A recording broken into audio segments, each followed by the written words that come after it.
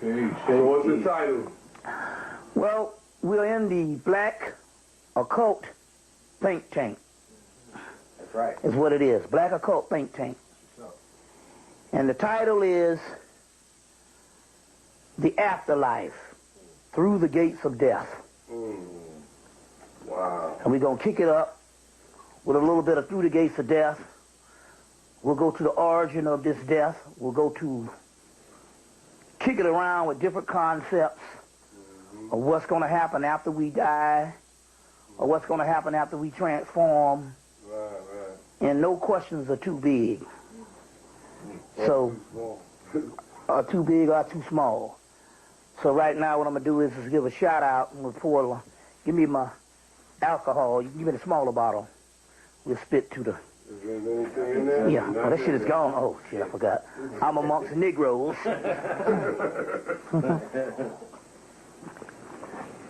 Yep. Negroes and alcohol. You know how you go to a party and after the alcohol is drank up, the niggas go home. Yeah.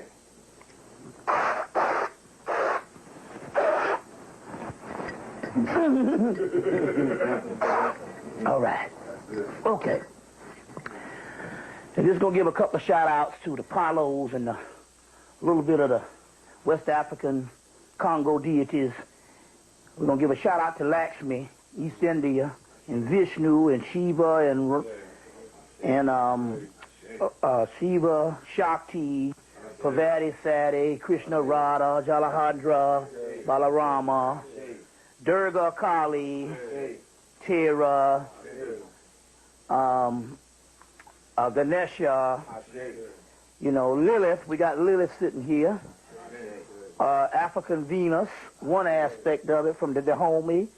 African Venus from Ethiopia right here.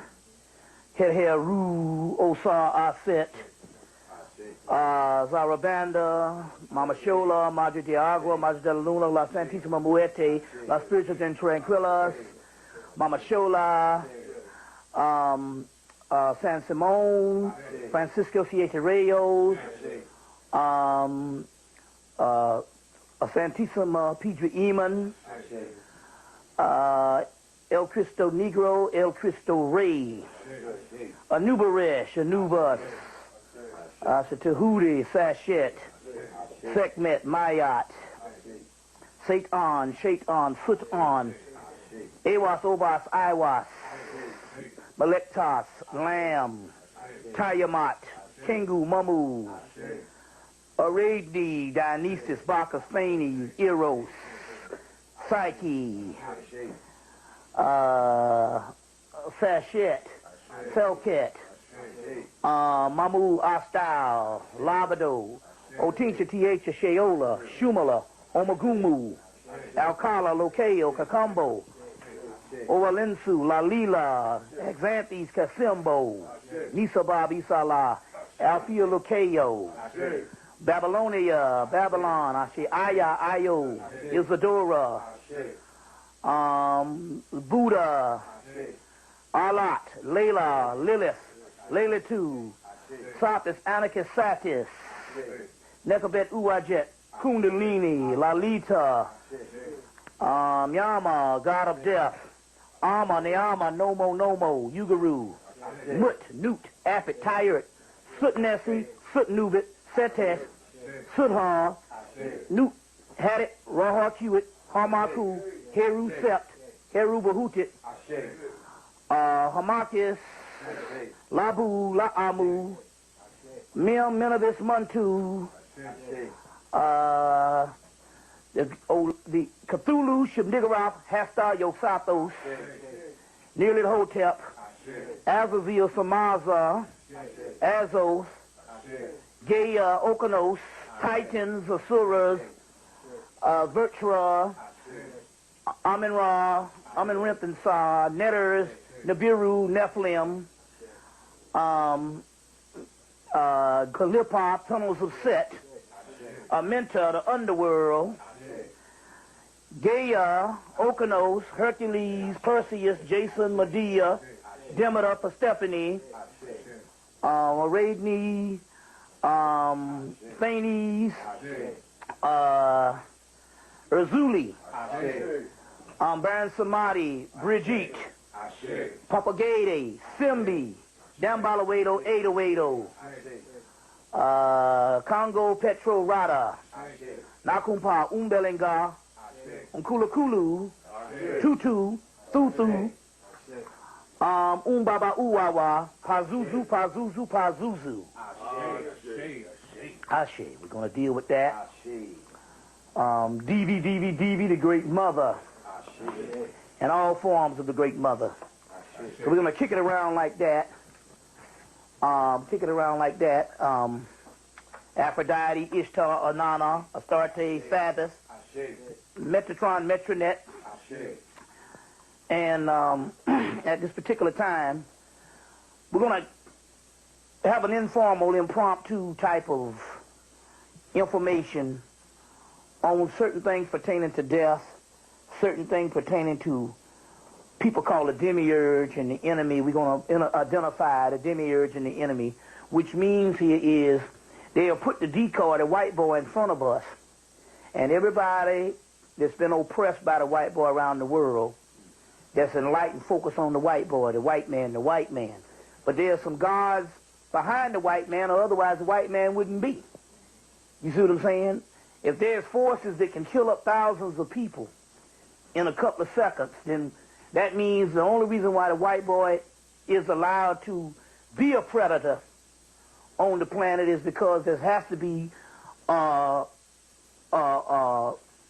principalities of God that allow them to do that. And we're in this whole cosmic warfare, so we'll get with that later. Right now, what we want to do is we want to deal with certain things at the afterlife and certain things about death and different things. So we're going to have Brother Panic here that has a lot of the questions written down, and he's going to say some questions. And feel free to jump in at any time. Feel free to jump at any time, and we'll see what it is. This is interesting here because death is a balance out of the slavery of reincarnation for a few minutes. You see what I'm saying? If you didn't have death, you couldn't have life, or you couldn't have a reciprocal type of energy. You would have to have a certain balance. And it is the balance out of the grip of certain entities that put us down here for slaves. We'll get into all that type of thing and all of that also, too. You see, now it's interesting because if you are on the other side of death, you know that the living world is death. And somehow, if you reincarnate from that world into this world again, the others mourns the death of you in their world and the birth of you in this world. Everything is reversed. You see what I'm saying? That's why the Egyptians say foolish are the long-lived. That's why you don't see a lot of old people on the monuments. You know, on the monuments and stuff like that. No, but then again, that's not really saying anything because these people had the knowledge to regenerate themselves so they could live 200-300 damn years. You know what I'm saying? Especially we talk about pre-dynastic on back. When Manetho said, he said, well, there's roughly about 8,000 years of gods and 8,000 years of pre-dynastic and 8,000 years of dynastic. We said 3,000 years of pre-dynastic and another 5,000 years of dynastic. He said roughly about 8,000 to 9,000 years. And they asked him, well, who used to rule before then? He said that was a whole bunch of gods used to rule. Well, that was a time, even in the point before we became, even the point when we first got trapped into the physical, for thousands of years we could regenerate ourselves and live as long as we want to. Now, we know this is because as late as 18th century and early 19th century India, who kept some of these particular mystery schools open, they got accounts of people living 300 years old and only looking like they're in their 40s. And they had people that would live this long because they didn't have a great teacher to come behind in the school to lead the school of yogis to the people behind. So that particular teacher had to continue living until they got a teacher adept and suitable enough and astute enough to take over. So he would just have to live until they would get one up to speed. And you see, so they can live up to 300 years just waiting on the suitable teacher. You see, and just regenerating their cells.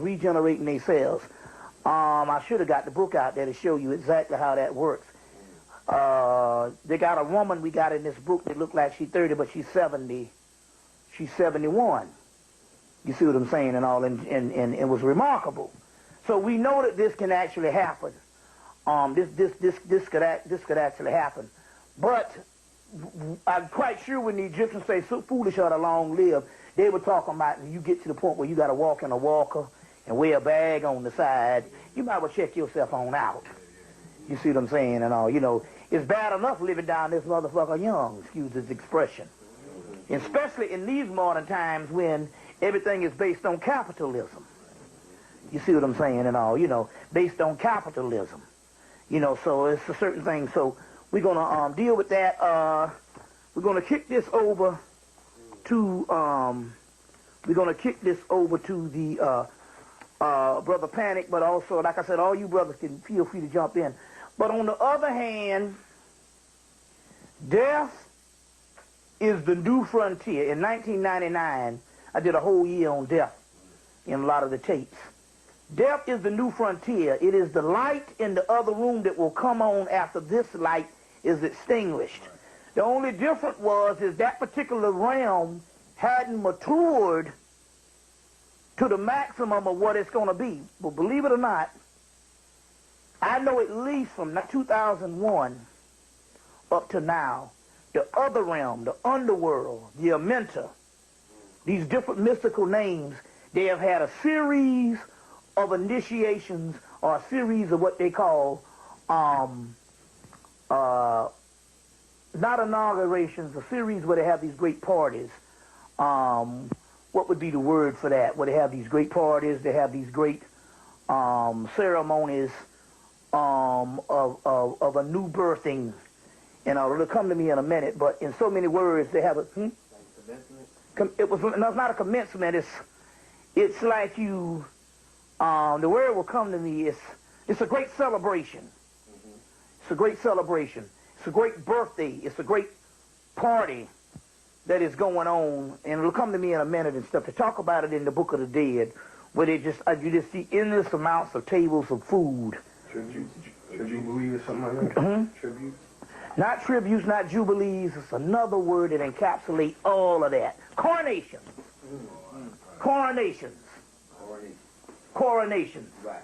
And so they have all these coronation parties, and I've seen these parties. I was able to travel in my dreams and see these particular parties on the other side. So what used to be a gloomy and dismal type of terrain is now a beautiful and bright place. So it means that we are standing on the border from looking at this world that is being extinguished, and there's another world on the horizon that is already for us.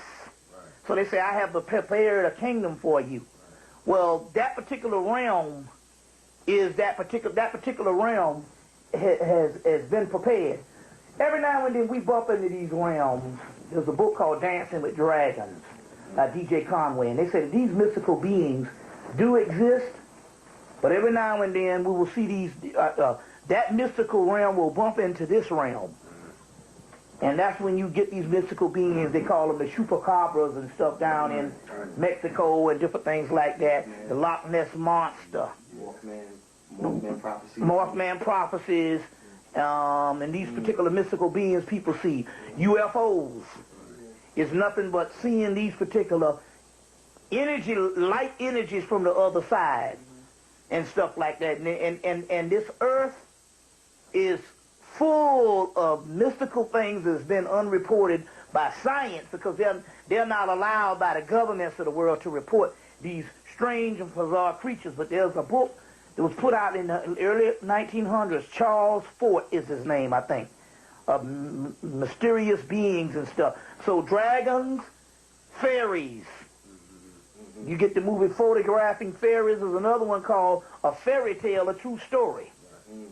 So the fairy kingdom, when you see these movies like the Santa Claus, the elves, gnomes, and all of those things are nothing but different aspects of the other world. Now, I witnessed one of these coronations in 2002, where I saw these two people come out of the back of a kitchen. It was like we was in some club. So in so many words, the dream realm will fit the terrain or the setting to coincide with based on what you are familiar with in this world to send a picture. So what would be a coronation or a celebration or a festival in the other world was me sitting in a club with a bunch of black folks, drinking, eating, having a good time. And out of the back of the kitchen, these little short, dwarf, twa people came out of the back of the kitchen. And they had their skin was actually made out of what you would call mud cloth or kente cloth and different things that they have in the fabrics of Africa. This was the actual skin. And I don't know whether they were sending me a message to say, now you are these otherworldly beings. But it's interesting here, now this is very key, and this is in the mythology, and this is in a lot of the esoteric work. You will have things like elves, gnomes, spirits, demons, ghouls, and goblins, and then you get this word, subterranean pygmies. So we've already identified the pygmy is the derogatory term of what the white man called the twa people. But for the mere fact they have, out of all the people on the earth, they have identified a black African tribe or the most ancient form of the group of the oldest black people on the planet as a part of these demons and all this type of thing, and you get a sense of what they're talking about here. We are connected with the other side, and the twa people is earlier people enough to even identify with the other side. As a matter of fact, just look at the god Bess. It's a monster-like figure. In so many words, I'm still giving you the images in what this world was able to view these spirits as, but in the other world, it's probably something so pristine and so beautiful until what is grotesque on this world is so pristine and beautiful because we're talking about energy, lights, and it can take on any kind of form. Right. You see what I'm saying? It can take on any kind of form. You see. And these are things that we must ponder. And it was interesting because I understand now why white folks in the 1980s, especially from the mid-80s on up, the toys that the children the most popular toys would be these hideous forms of monsters. And they had commentary, why would these children want to play with these hideous form of monsters? And it was in toys and all, and then the computer age came, and now that's all in the PlayStations and all of the other computer games of these hideous forms of monsters. They're trying to get them to understand concepts other than the worldly concepts of what we are used to. And too often they give us religion to tell us that is all evil. And they give their children and preparing them to just think on an other world type basis. So you want to get your mind to the point where the strange becomes the normal. The bizarre becomes your playground. And then you can expand your mind to go beyond just the mundane realm. Just the mundane realm. So these are some things we ponder. These are some things that, we can very well kick around a little bit. So give me some questions right quick. All right, these questions from America calling in. The first one you kind of went into, but maybe the second part of the first question. Yeah. First question was, what is death, and why are so many people become scared of it? Yeah. It is said, and even in the book Dion Fortune's book, that Through the Gates of Death, that the Western man is the only person that ever lived that did not understand death. So basically, when we talk about these things, we're talking about a late Western phenomenon. You see what I'm saying? Number one, because they are immigrant humans. These are the people that these are people that came too late to take the proper world stage of initiations, rites of passages, through mythology, and you see what I'm saying, and through cultural motifs of learning that will prepare people for this world. They came so late until they grew up into a world of ignorance, until the Western man is the person and you can, if you could pinpoint a culture that didn't know death, it would be that particular one, because we're talking about a people that really didn't have a culture. They borrow pieces from every other culture. They're a parasite, scavenger. You see what I'm saying? An immigrant human. You see, now it's interesting here. So the mystery here is they weren't prepared for death because of the simple fact, the first culture, as them being a civilized people, they were handed religion. Modern religion, let's put it that way. Okay. Which basically is moral, mundane, inspirational ceremony, which has no room to teach about death, because the whole plot is to lock you down in a series of fear. Okay. To even be ruled by these religions. So therefore, if you're going to have fear, you got to have a place that's dismal, a boogeyman type of zone that no one wants to go to, that would put them on lockdown to even want to deal with the religion. So therefore, the other world has to be the scapegoat. Right. Oh, God. It has to be the forbidden zone. You understand what I'm saying? Oh, yeah. And this is what religions give us. It even says in the Bible, I am a God of the living and not the dead. So it simply tells you that this is a new category of inspirational ceremony that is based on moralism, social behavior.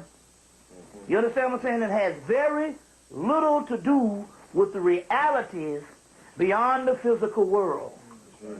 You understand what I'm saying? So that's why it says, I am a God of the living and not the dead. Well, let's ponder that for a minute. Everything has to die. So that means death is the ultimate terrain, the ultimate plateau. That's right.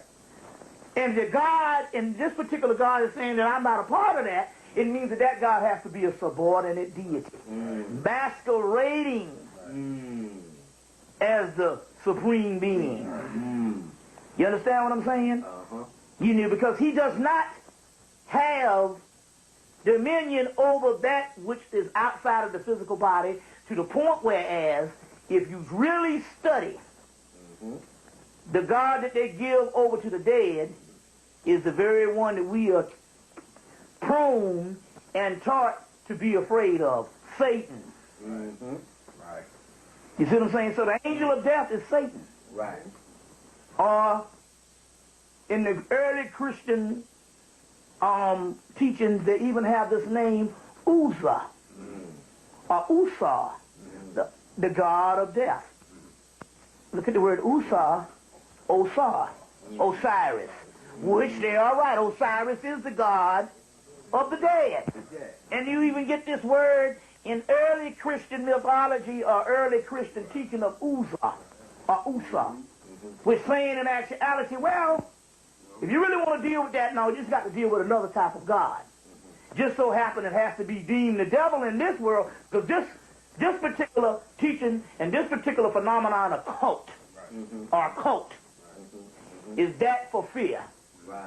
And that for a childlike people to rear them on the lower realm at all times and stuff like that. So that is one of the reasons why you don't know about death in the Western culture. Now let's take the ancient indigenous culture, where they said that the ancient Egyptians and all other ancient cultures used to learn about death from a very early age. And the more and more they learned about death and learned about death until death became a neat place or something to aspire to be. Right. It became, you know what I'm saying? Something that is admired. Now, we know you can do that now because how many people fell in love with the Dracula mythology? Right. That's some cool shit. It has its own form of immortality. You see? So you can take the same motif and understand how they can teach the people in the ancient world, you see what I'm saying, to fall in love with that particular hereafter, because everything is based on funerary rites. You see? And we even have some of those motifs leaping over into the new world when you look at voodoo, where they have all this burying samadhi, you know what I'm saying, propagated, and all these particular ones. You can even see how neat it is when you get the movie Sugar Hill. Anybody saw the movie Sugar Hill? Yeah, the old one. The one from 1975, or 73. And you saw burying somebody's in there, and it's cool, killing up people and all. You be like, I want to hang out with them cats, because those cats, they got it going on. The zombies. You see what I'm saying? So, in so many words, we get it in the mythology. It's cool to be dead. Right.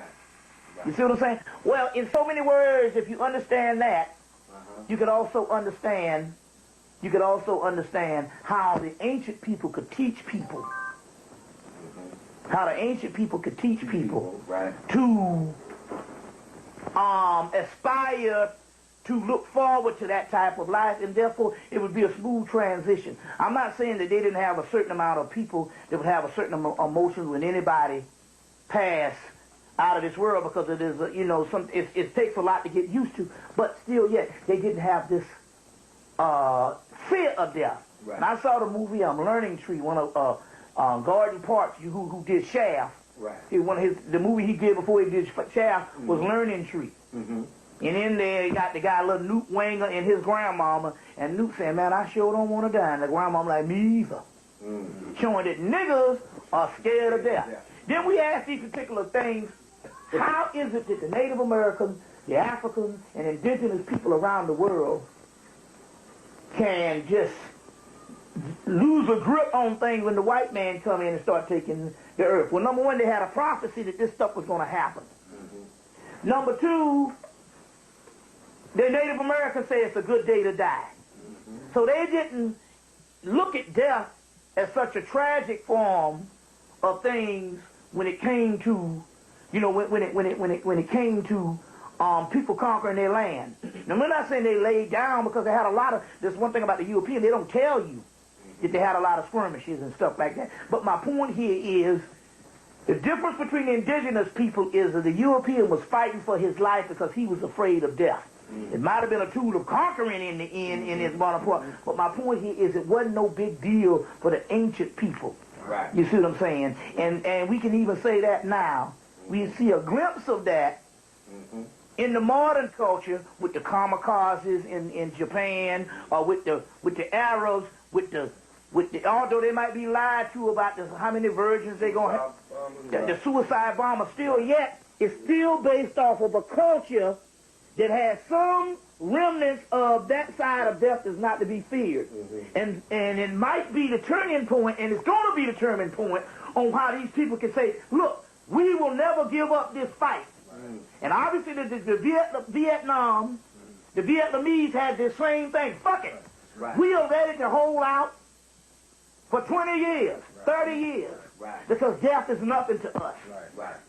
The only person that's fighting for his life is that particular person that doesn't have the knowledge of the afterlife, and not only have the knowledge for the afterlife, know their upper echelon, know that this is all they got. Because they're not going to go beyond this fucking realm. And they build a culture conducive to that. You see what I'm saying? So right now the Arabs are the people in Iraq and all, because they have some link to an ancient culture. It might not be much, but it's a remnant to say, hey, look, it ain't no big deal dying. Now, and it's not something that's so far-fetched, because they just came off a war with Iraq in Afghanistan. You see what I'm saying? They fought all of the 80s. So death is nothing to them. Right. You see what I'm saying? This is, this is commonplace. But it goes beyond that type of aspect on how these people, you won't be able to defeat these people because the simple fact they have some type of remnants of what it would be like because they're not afraid of dying like we are. And that's the difference. That's the one little edge. Right. You see what I'm saying? That they have. Because what can the white boy do? He can't blow up the earth with all this bombs and stuff like that because he'll defeat his own purpose. Right. That means he's got to stand face to face and fight these people that have a culture that they have babies just for war. Right. Now I was talking to one of the Palestinians in 1988. He was over getting a master's degree at Clark Manor University or Atlanta University at the time. And we sat up late at night and talked. And he said, shoot, one of my brothers died in Munich, Germany. And he said, my mama had 8 more children after he died. So you got a people that raise children just to be expendable in war. How can you fight against that type of thing? Right. But here goes again, death is not the issue with them. They are not afraid of dying. Right. You see what I'm saying? The next question coming to us is, what happens when you die? In the context of you die, and when we say, like on earth, when you see the eyes, that man's gone. That man who's gone, what does he see, hear, experience? Is there pain? What's the next thing? What's the first thing on his agenda as he's going? So what happens when he dies? It all depends on where your consciousness is. Or what type of death you have. There could be a painful death, and then there could be a death where, for instance, somebody can get knocked outside of their body so fast until they don't know they're dead. And they'll go home and knock on the door and nobody answers. About like what happened in the movie Ghost. You remember what's your boy in there? Patrick Swayze. And he didn't know he was dead at first. Because he got snatched out of his body so quick. And when he got home and all, he didn't realize why nobody wasn't recognizing him. And part of the movie, which was an excellent movie, you see, that came out in 1990, part of the movie was based on him trying to get a foothold on on what happened when he died. Most people, when they first die, they'll go see this light. It's called the astral light. The astral light is the astral plane. It is set up to retrieve the soul, to get it trapped back in a cycle of reincarnation. So when you go towards the light, it is the astral light, which is the astral plane, which is ruled by a group of entities called the demiurge, or the Devashanic plane is what it's called. It's ruled by the Deva spirits, the Orishas, or the Olympian spirits. So now, are the Orishas, should we be walking, which this goes into the third question, which is, and we can merge these two together, as, the walking towards the light. And should this, like in the 80s, from when I was a child, you always hear people with these death experience. I seen my family there. I seen uncles and grandfathers saying, come towards the light. Right. So that that we can merge both of these questions together. Okay, right. Are they helping us? No, those are souls that's trapped. Let me give you a pyramid structure of how this thing goes. Okay. You got 2 realms. You have the Devashanic plane, which basically snatched the souls up to get them ready for a cycle of reincarnation. Now that reincarnation can be 50 years, 100 years. The older the soul, the longer it takes to reincarnate. Younger, and especially those ones that don't have a soul, because you do have those people, they can reincarnate faster. So you to reincarnate faster, we'll give you what's going on here. It's being ruled by a group of entities called the demiurge, the Olympian deities, the orishas, the divas, the shining ones, and their light is a prism. It's the astral light, and in so many words, they get you into this cycle of reincarnation, or what I would like to say, reincarceration. Doing time on planet Earth, reincarceration. I see. You see what I'm saying? This is the lowest plane. No one really needs to really be here or wants to be here that's got good sense, other than when you take on a human body. You are duped into being here, because the first thing happens, which is so bad about it, is if you came back as an adult, you would understand the game. Hey, wait a minute. Right. I'm doing this shit over and over and over again. That's why they snatch you back into a small brain of a baby, which means that small brain is almost like a piece of oblivion. It's so dumb until it has to regain memory.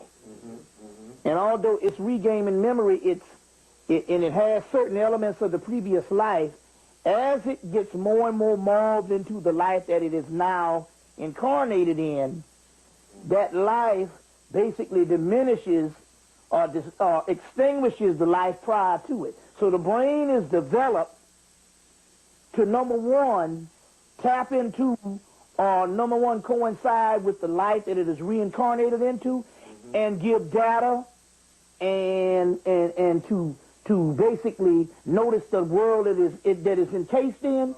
But it's also developed to somehow suppress the previous life, which is only in the memory of the soul, which the connection of that soul is the pineal gland, the brain up under the brain. Okay. So in so many words, all this is a cosmic trick by a group of entities that only exist through your ignorance of your soul and your knowledge of the universe that gives them their energy. So in so many words, they exist through you. There's a story before H.P. Lovecraft. There was another guy by the name of Lord Doomsley that was having these dreams. For him, it was Bulwer Lytton was having these dreams. 1800, Lord Doomsley was the early 1900s, and he wrote a book called The Gods of Pegana. And he talked about how this great mother went to sleep, and these children in this particular case is these particular false beings. They're prisms. They don't have the power to be the gods of the universe or the gods of the omniverse.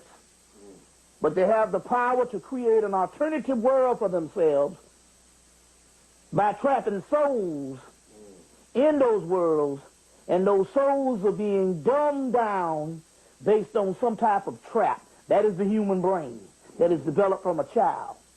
So the gods of Pegana talks about, they have one particular god that is one of these children gods, and he beats this drum. And he beats this drum to keep a certain pulsation of sleep, you see, for not only the great mother who's in a slumber, but the children that's in a slumber. And should that beat ever stop, the old gods will wake up. You see what I'm saying? In this particular case, if you break it back down to the human physiology, it's talking about the brain. It's talking about the brain. Some of the Gnostic material, Bentley Layton's book will make mention about the children, but a book from the 1950s called Gnostic Religion by Hans Jonas gets into that particular, Gnostic Religion by Hans Jonas gets into that particular part about the children, the babies. The babies. So in so many words, what I'm saying here, this is incarceration by a group of subordinate deities that gained a foothold on the earth and the universe or whatever, while the pristine deities went into a form of a hibernation.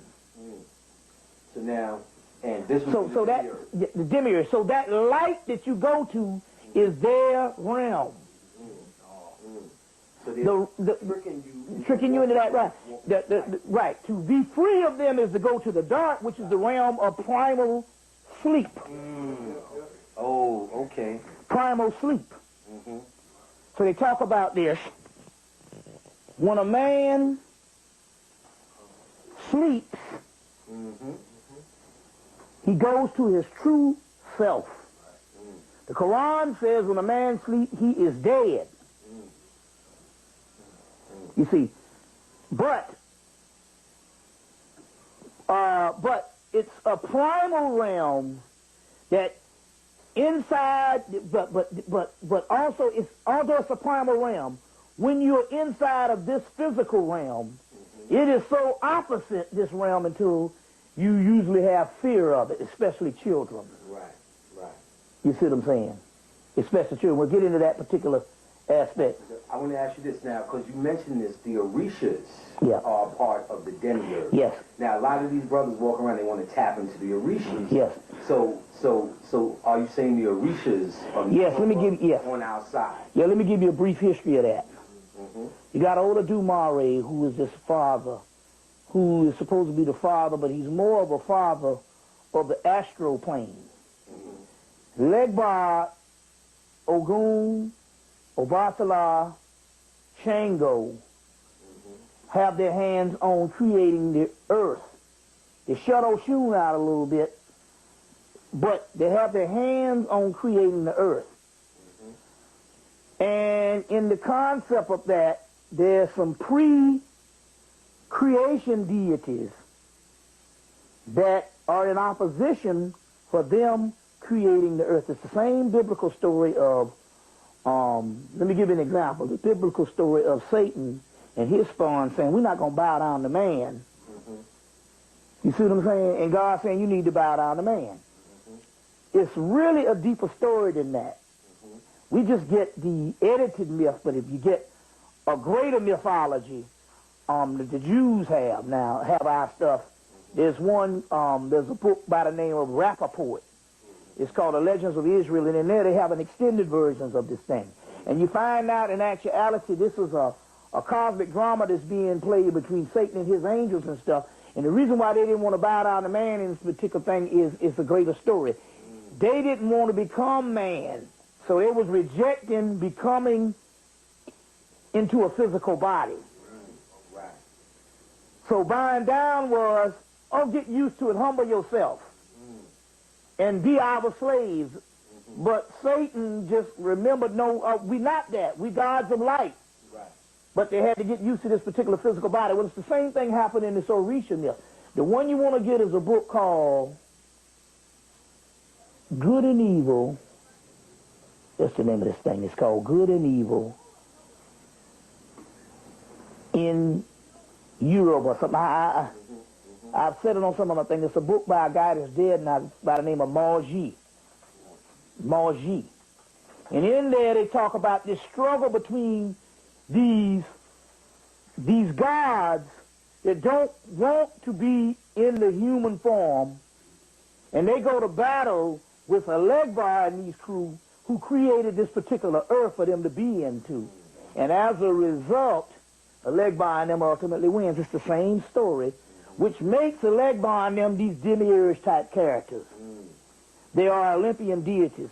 So if you want to get a better clarity, you compare this with the Titan story, or the Titans not wanting to be cast down, but Zeus strikes them with an arrow and burn them up and then use their ashes to make man. You see what I'm saying? Those Titans are pristine deities that rule the universe prior to the younger group of deities who are subordinate deities that want to create this box job wonder world for themselves by using the older material to trap them down in this thing.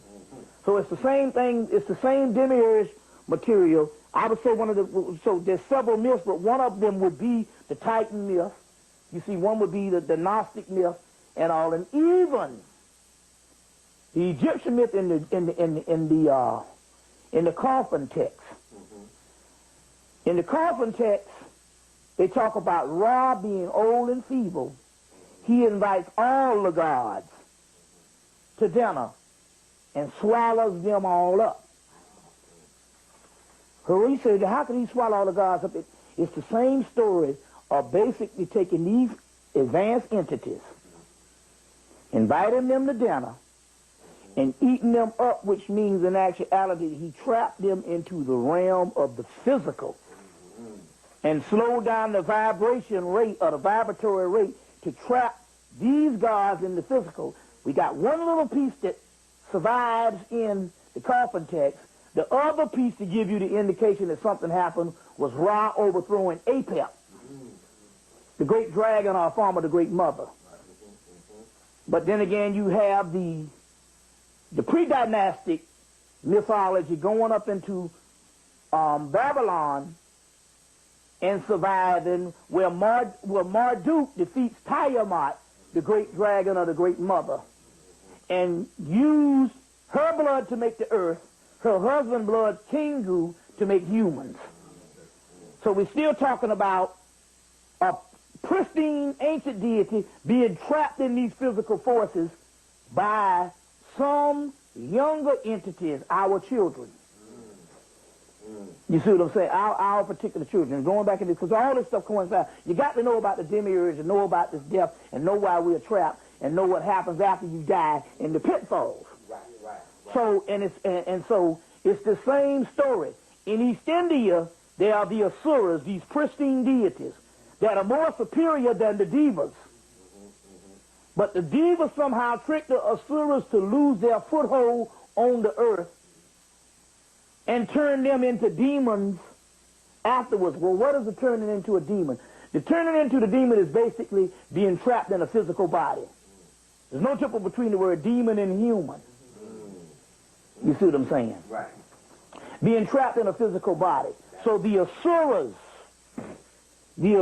got trapped and got duped into becoming humans by the solar devas who are their children. You see, who are their children? You see, same concept. Same concept of what's going on. So in so many words, when you die, you meet face to face up with this tragedy again on where your soul is going to go. If it's going to get reincarcerated back down here, or is it going to set up the land in the land of the shadows, which is those particular entities that were outside the cycles of time. You see what I'm saying? And were safe not to come back. Now, fortunately, maybe the last 20 years, or at least I know the last 15 years, most of the cycles of reincarnation have been broken. Most of the babies that come to this planet are souls that have been in transition for at least 50, 60, 70, 100 years. So they were in the cycle of transition, already coming back to the planet. But most of the ones now that expire are not trapped into the cycle of reincarnation. In so many words, this so-called astrolight or astral plane, because one of the words for the demiurge is called plane. So this astrolight or this astral plane has worn thin. It is petered out. It is petered out. You can tell based on the seasons being off. Is one of the indications, one of the indications and stuff. And so, as a result, a lot of people have broken the cycle of reincarnation, and they don't have to come back. So that means it sets up some type of way station that was set up before the ultimate reality of all this stuff dissolving back into this new world. And as a result, we know the last couple of years, that particular way station has become an oasis. You see what I'm saying? It's become an oasis. They partying all night and all day. Right. And stuff like that. So they're partying all night and all day and stuff. And meanwhile, the demiurge of these particular beings have lost their foothold on the earth, and the only thing they're doing at this particular time is they're surviving through the ignorance of the people. So these people are doing mass rituals, not just orishas, but to the Christian aspect and the worship aspect of religions and through religions, because even that Yoruba thing has become a religion. Right. They're doing all these mass worships and stuff, and in so many words, they're giving the demiurge their energy by keeping the demiurge alive, because the demiurge can only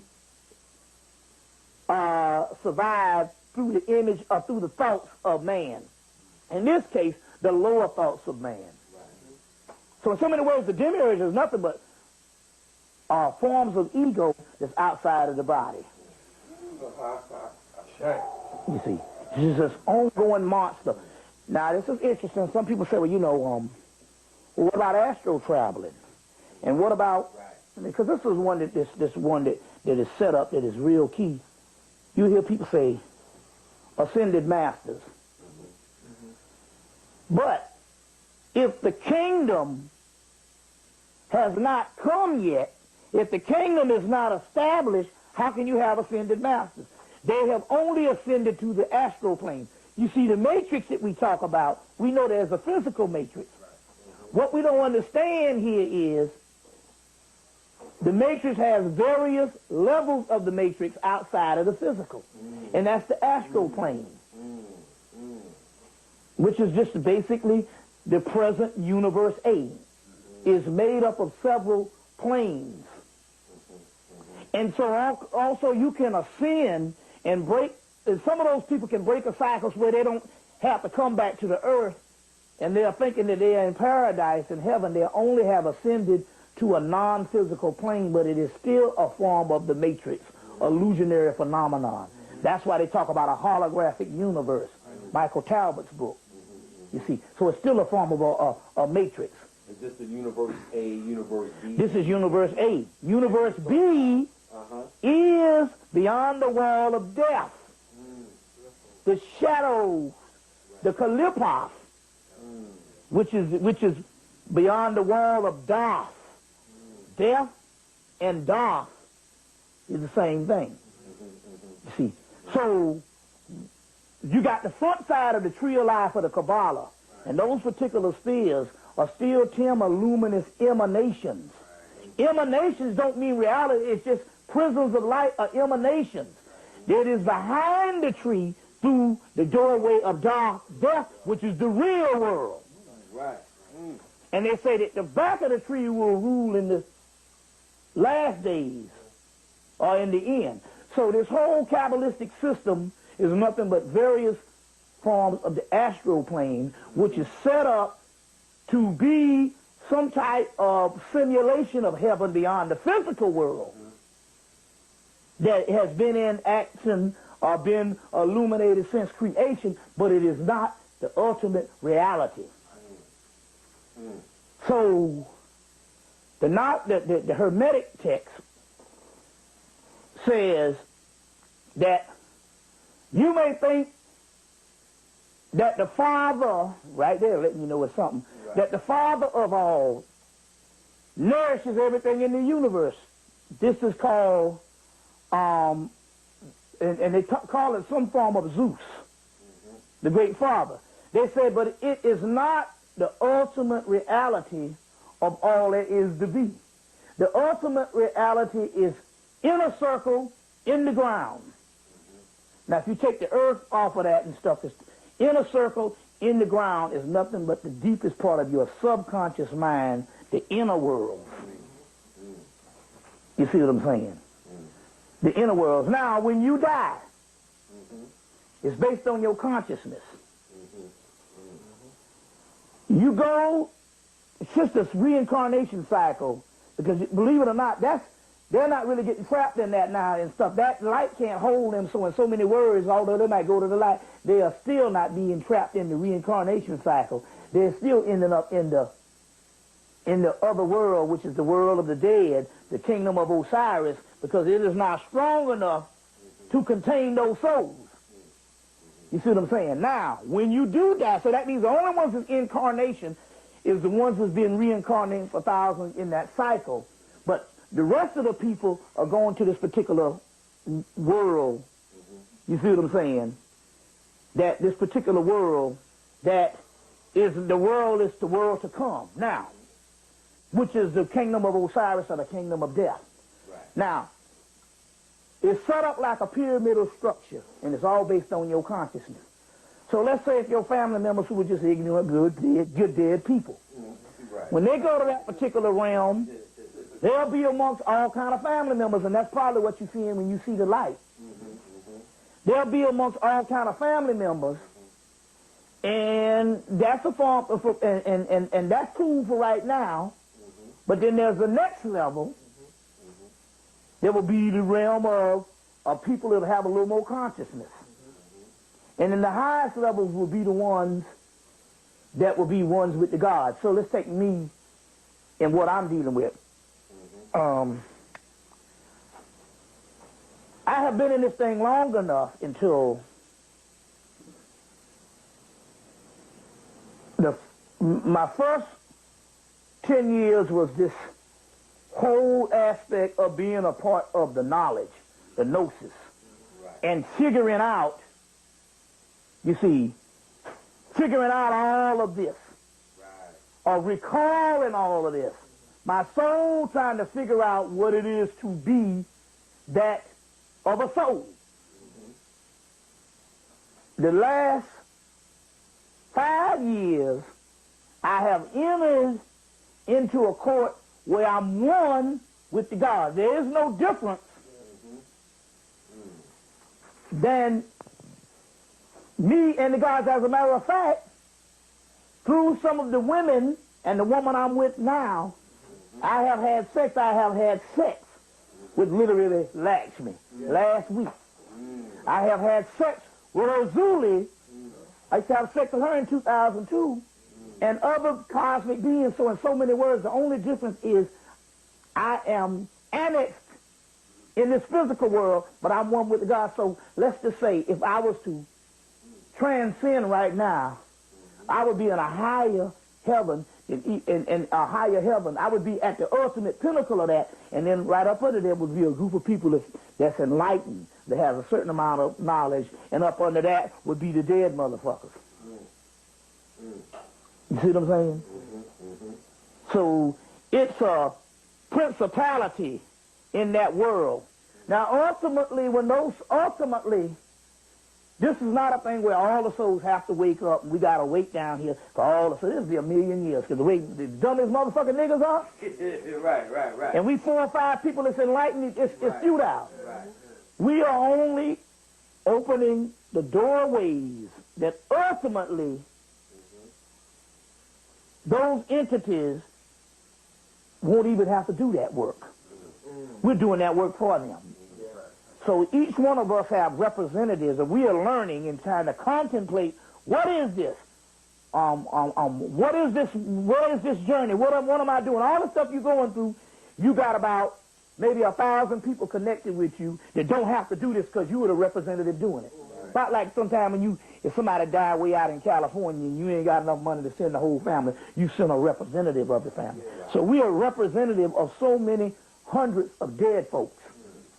In the aspect of, when I'm saying dead folks, I'm not talking about the physical dead folks, I'm talking about people that's asleep is a good word for it. The people that's asleep. You see what I'm saying and all. The people that's plugged in. You see, so now on one aspect here, what we talk about here is, but in the ultimate reality is, we have done this work and we're doing this work in the ultimate reality through our initiations. We are actually bringing about a world where everybody at once, in a twinkling of an eye, as it says in the Bible, will be at this one state. You see what I'm saying? Or this one level of these return of these cosmic beings. How many souls there are down here? Right. Obviously, there are more people down here than it is souls. You talk about the original ones. But since we are the original people, we don't really have to worry about that. Right. And for whatever reason, people got down here, whatever type thing, they got to worry about that, no. But the point about it here is, we're doing the work for them so they don't have to take another 1,000 years of initiation to get where we are. Right. You understand what I'm saying? Because ultimately, it'll still be one mind. It's like the Borg. You know, when they're assimilating shit, everybody motherfucker think alike. Right, right. And these individuals down here trapped in this physical, they don't really like that. You know, Captain Kirk and them is white boys and shit like that. Right. They don't understand the concept of one mind and stuff like that, but we have cultures. And it's not the same as somebody being these drone followers. We are individuals, but we're still a part of a collective. You see what I'm saying? So we are individuals because we are created beings. That's what melanin does. It creates. Never stops moving. But we still have a general collective. You see what I'm saying? A general collective. So that's whatever the deal is. Yeah, that's some shit. Yeah, that's some very hot shit. You know, you go back and decipher the shit. Yeah. So the next question is, you're covering so much, I don't want to, repeat some of the stuff you covered, but we'll try to ask some of them in a different perspective. Yeah. Before you ask that question, something that he was hitting on before I wanted to ask. Literally, these past 5 years, you've been having literal sex with Lakshmi. And the other entities, yeah. And that quickening, can I call it quickening? Is that not you, just like you mentioned in Ghost, being snatched out of your body so fast, where you're not looking in retrospect back on your life, and you can interface with some of your family members and like, damn, ain't nobody appealing to the real me. Right. And you can see it. And that's well, that realm is just anybody that's in the consciousness. Yeah. That just comes with enlightenment, period. Yeah.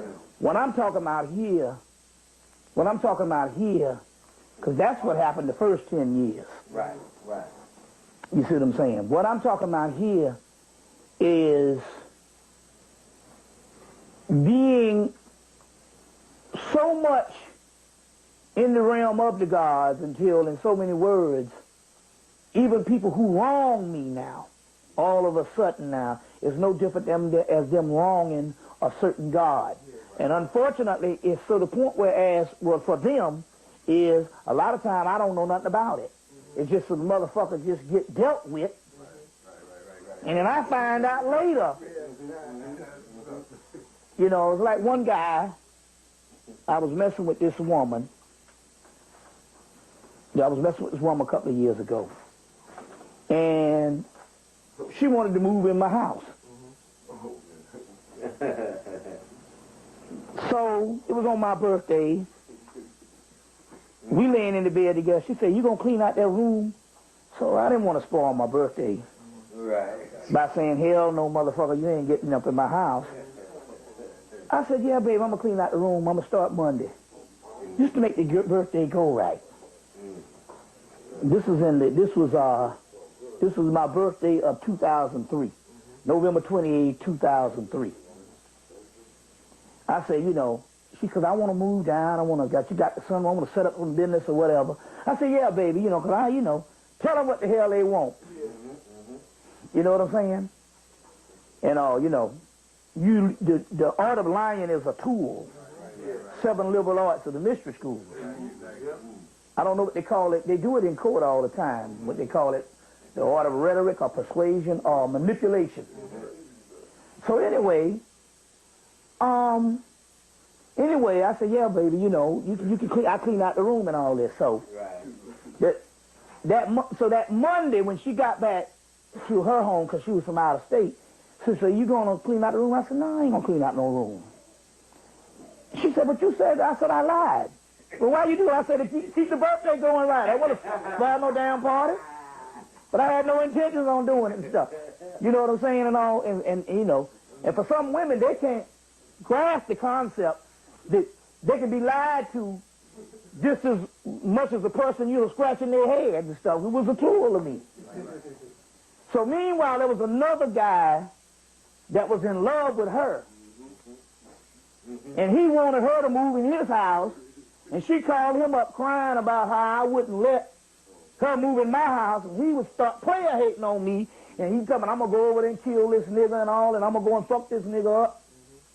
Now, meanwhile, I don't know nothing about this. I'm hearing about this a month later, because this nigga now done made certain threats, and he's laying up in the hospital with 2 collapsed lungs.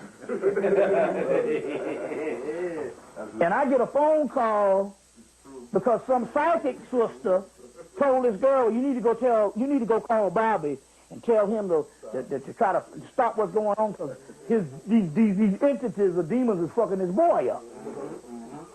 So they called me up, and I'm totally oblivious. I'm like, what? Who? What? What you talking about? Right. So she has to recall the story on how she was upset that I wouldn't let her move in my house. And so she called this other nigga who wanted her to move in, and he was in love with her, and he started player hating on me. And as a result, it set up a motherfucking retribution or warfare or something, a confrontation with some deities was going to his ass, and I knew nothing about it. Right. But in that particular realm, in so many words, I was one with them. So him talking shit about me was the same as him talking shit about them. Right. And they went to this nigga ass, and I didn't know nothing about it. It was a month later. Right. Ain't no more tapping in. You are it. Right. You are it. So in so many words, that's the realm we're talking about here. The only difference here is I'm just annexed or an envoy to the physical. You see what I'm saying? But I'm actually in both worlds and stuff like that. No, you see. So that's so there's different levels. You know, different levels of protocol, different things based on where you are in your consciousness. Now, obviously, all the conscious people right now are at a certain lofty height, because just look at all the dead motherfuckers. Right. So that means you got to be, if not at the tip of the pyramid, you got to be somewhere in the upper room, because everybody is so dead. So there's different levels of this particular realm, but ultimately it's going to morph into one, because we are all doing the work. You see what I'm saying? And we all doing the work. You see. So we all students, or they say we are all becoming. You see what I'm saying? That particular aspect. Yeah, so it's pretty much how that particular aspect is. You see what I'm saying? But like I said, 10 years prior to that, I was in this struggle of obtaining this particular information. And it was just like one person used to say, man, you know, one sister said, shit, I went home for Christmas to Chicago. And I said, she said, it was a motherfucker, man. She said, it was almost like I had to take all this knowledge I have and suspend it, put it in a box, put it in a bag, and put it away to go amongst them dead folks. And she said, they damn near killed me, because you can't ever mention nothing to them about none of this shit. And she said, here it is, I'm in a whole nother world of enlightenment. Even trying to figure shit out is a form of enlightenment. See, when you find out that in actuality that you go into the pot of gold is the journey. Right.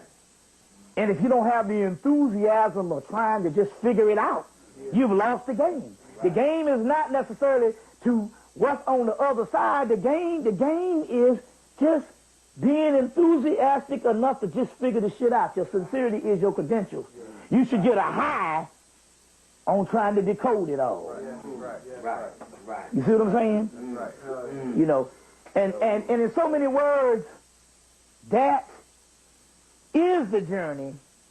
That is the completion of it all. So we are already there. We're just trying to remember. Connect the dots and put the puzzle back together. But just to be conscious of putting the puzzle back together Is what it is. is what it is. Right. You understand what I'm saying? It's no different than you putting the puzzle together. You trying to find out what piece to match this green and this blue and all this kind of thing here. And you saying, man, I got a long way to go. I'm not there. But look at this little baby that's got the puzzle in their hand, and they ain't trying to put it together. They're trying to eat the motherfucker.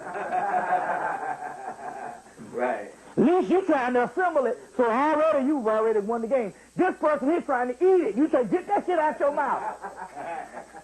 So that's the people that we call the dead folks. And that's the same thing what the agent was saying when he had Lawrence Fishburne locked up in the first Matrix. He looked out the window and said, you gotta marvel at it. All these people getting on with their everyday life, totally oblivious. And I'm looking at that saying, God knows, we live in the black community. We see this shit every hour. So we are actually already there. You see what I'm saying, on that particular level. You know, and my point here is, because It don't have to be a struggle. See, when I did it, I had to damn near do it by myself. Now, but I realized one thing about it in retrospect, I was having fun doing it. So in so many words, this should be fun. It should be exciting. Right. You see what I'm saying? It should be exciting. Like C. Freeman L. say, you should expect more things to happen to you. Any spiritual experience you have, you should look forward to that day. Even saying, was that experience? Sometimes you have to ask yourself, was that a fucking moment? Was that a spiritual experience? And the more and more you look forward to those things happening, the more and more they become commonplace. Where it comes every hour. Even when shit fuck up, you'll go. You be cursing and stuff saying, damn, I missed that bus, I missed that train, I missed that person that was coming over. And then about an hour later, something will happen, you go, oh shit, had I gone, I wouldn't have been able to do this. I wouldn't have been able to do that. And you find out the whole time the shit was lining up for you. You see what I'm saying? And that's one thing that was going on right now with the white boy and his time. And they had a group of white people. I got the DVD, and the guy was saying, you know, you people, y'all like the Nazis. You so rigid with the time, the step and shit. You see what I'm saying? Until when this time starts to collapsing, you don't know what to do because it's not on your schedule. It's not what you trained for. And as a result, and so they said, well, what you going to have to do? So the white people in the audience, this guy was talking to him, because he's talking about this time speeding up. He said, what you going to do? They said, well, he said, well, you're going to have to be like the sports figures. Whenever, although you're looking at the time, and you're getting the damn, you know, sometimes, if you've ever watched a basketball or football game, it can be very frustrating. You know, the clock running out, and you're looking at the time, and these motherfuckers got to do the thing. They got the ball, or they got whatever, and you're going, oh, shit. You sweating? And they get it, and they make the perfect play. And the guys say, how do they do it? Because they are in the zone. They got into the zone. That means that is an alternative to mention that the team is going into this outside of your time. And that's how they make the play. And the only person that freezes on that court is the person that didn't go with the rest of the damn team. You see what I'm saying? Didn't go with the rest of the team. So that's what you got to do. You got to get into the zone. You see. So they got a rigid culture. Everything got to be timed because they're not spiritual. So everything has to be calculated. Precisely this. Oh, do we want to do sex tonight? Put you down for an appointment. We want to do lunch? Right. You understand what I'm saying? Right. Whereas he was even talking about the Nazis that was that rigid, like that. They said they went down with Mussolini to the motherfuckers down in Italy. In Italy. Right. And they went down to Italy. They went down to Italy, and Mussolini group of people, you know, the Italians, they are more of a tropical people. Half of them niggers. And they said they were trying to copy the Germans, and the motherfucker was about to die. They couldn't do it. It's just a matter of cultures. You see what I'm saying? Of stuff like that, no. But that wasn't, well, see, that's the calculation of the Germans, whereas our stuff is a little more, it's a zone that we have to get into and stuff. So that has a lot to do with it. I don't know where that was going, but it had to be put on there. Yeah, so he has, give me another, yeah. All right. Mm-hmm. All right. Yeah. I guess it leads us to something that I guess it leads us to something that I heard a lot of even other lecturers speak about in this death life thing that we're experiencing, which is karma. Yeah. How does karma come into this whole scenario? Okay. Two kind of karmas. The karma that most people are aware of, I'll just pass it. Most people are aware of. The karma that most people are aware of is a much more personal concept or an individual concept that's blown out of proportion. Okay. Now, obviously, it can't be no universal thing because the white boy bear witness, because if there was anything such as karma, he should have been off the planet. Right. Because they have violated every damn law that lets you know that obviously, obviously this word, this thing that you call karma, doesn't apply.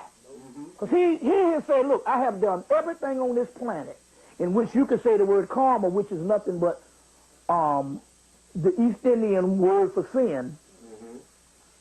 You see what I'm saying? I have done everything that violate every law known to man that I should have been off this motherfucker. If it was based on you reap what you sow. Well, the karma must love him because they sure got a long time coming when it come to him. This is the problem. The karma that it was talking about had two aspects to it. It was an individual thing that you create in your own self based on your heart. You see what I'm saying? And it has an interaction with your soul and its relationship to the world around it and how you create your own reality based on what you do, a series of things that you do that lines up with your soul and where your soul is. You understand where I'm coming from? But this whole concept, so they took a individual concept of you mastering your own domain and turned it into a universal concept that if I step on this root, I'm going to have karma. So they made it a damn, so what happened here is you got to understand the difference here. By the time it gets to the Buddhists or the Tibetans, they're separated from the original Vedic system by thousands and thousands of years. And although it can be 2,000 to 3,000 years ago that these concepts got blown away, it's still a late concept and a degraded concept compared to the original inception of this shit. And so we're looking back to something that's 2,000 years old and going, well, it must be the truth because it's old. No, that's young. It might be old to you, but compared to the original concept, it was separated down there 10,000 years. So that means it's a degraded form that got out of hand and stuff. So by the time the Buddhists come, they're separated from the original concept down there 10,000 years. Because the original ones come is Cushite to come out of Ethiopia. But even when it settled that particular land of India, it was thousands and thousands of years before the time you get the Buddhist concept, which is nothing but their form of fundamentalism, moralism. So they took this individual concept of something highly metaphysical, that the cause and effect of your own self, and put it on this shit as a universal thing of karma like sin. And the shit is fake. It doesn't exist. Thank you. You see what I'm saying? And it only exists on the individual level. You make that. But on the other hand, if you are aware of it and simply understand that you have the choice to say, there ain't no karma, and by you being the God of that, guess what? The cause and effect don't apply to you. You can kill who the hell you want. Yeah, that's right. It's all based on what you're programmed to do. Now, if you're programmed that this thing is going to be detrimental to you, then guess what? Your soul and your subconscious mind acts upon it, and so therefore, you have sinned. You have this karma on you. But if you don't have those particular concepts, because you know the higher truth, then you understand that in actuality they don't apply to you. So in so many words, going back, there's this demiurge crew that want to rule with a tight fist. And what they have done is they've gone in and they have lied. Now I know this for a fact. I have had, based on channels, entities come and tell me flat out lies. That's why one thing that you should do when you channel, number one, you should pick a deity that is on your side, that is on your corner. And you should always ask that deity. You should never ask the question in a channel or a psychic phenomenon with a deity that you don't know. Or just put it out there. Because it can be thousands of entities that will come down. Some of them, your enemies, to tell you a lie and steer you away. There was one sister was excellent, psychic. She said, oh, no, I just asked the universe. I'm like, you damn fool. You know how many motherfucking idiots is in the universe and thugs and cutthroats? Motherfuckers that you call gods is in the universe because they don't have a physical body. Right. They still can communicate with you. Mm-hmm. Oh, don't worry about it. Hey, we rolling. It's the knowledge, not, you know. And, you know, if a person that superficial, this chair is more important than the energy and the stuff that we giving out. They are really not there yet. So that's a checkpoint to see, you know, whether you there or not. So, and I said, you know, are you crazy? You have to pick a specific deity or a principality, what side that lines up with your soul, because you got people that'll lie to you. And so therefore some of these concepts get muddled, and it's in this information that was wrong channels because there were some deities that want to put a group of people on lockdown. And then all of a sudden karma becomes just like sin. You step on a roach, then you in trouble. In that particular case, just like the sin, why even be down here? Because everything you do is wrong. But then again, these same people understood Maya and understood if this is an illusion, how could karma apply any damn way in an illusion? Something that's not real. Right. And the only reality is what your subconscious mind makes reality for you. And it's a series of programming. It's no different when Neil was jumping off the building and he fell. When he fell and bounced and hit and splattered on the thing, the problem was is in his mind, he was programmed to when you fall, you're going to get hurt. So when he fell, you see what I'm saying? That's what happened. It was only when he could program his mind to say this is only an illusion that he was able to fly by the next movie. And it was the same thing what happened when the guy said, he said, why did I beat you? He said, you better than me. He said, do you think this surrounding have anything to do? He said, you don't understand. Your problem is not in your technique. It is in your mind. You think that's air you breathing. You think that's air you breathing? I can free you. I can take you to the door, but I can't free you. You understand? Well, it's the same concept with this particular karma. It's something that was created to trap you mentally, and you are trapped in it, and guess what? You create that karma because you are trained that this, I've done something wrong and I got to pay for it. And so your spirit be like, okay, you got to pay for it. Why? You say, well, I got to pay for it. Well, motherfucker, you are the one that's creating it. You're the power that does stuff. If you want me to kick your ass butt, then that's what's going to happen. That's what I'm going to do. I'm only following you. So if you want to be programmed to be free from this shit, then program in some stuff to say, that don't apply to me. And you know what's interesting? I've been dealing, because I can say this, because I've been dealing with the spirit world. And I'm talking about advanced spirits, because I'm fucking them. That's right. They have never came to me and said, Bobby, you shouldn't drink that liquor. Bobby, you shouldn't curse. You know what I'm saying? Bobby, you shouldn't curse. You know what I'm saying? Bobby, you shouldn't talk behind that person's back like that.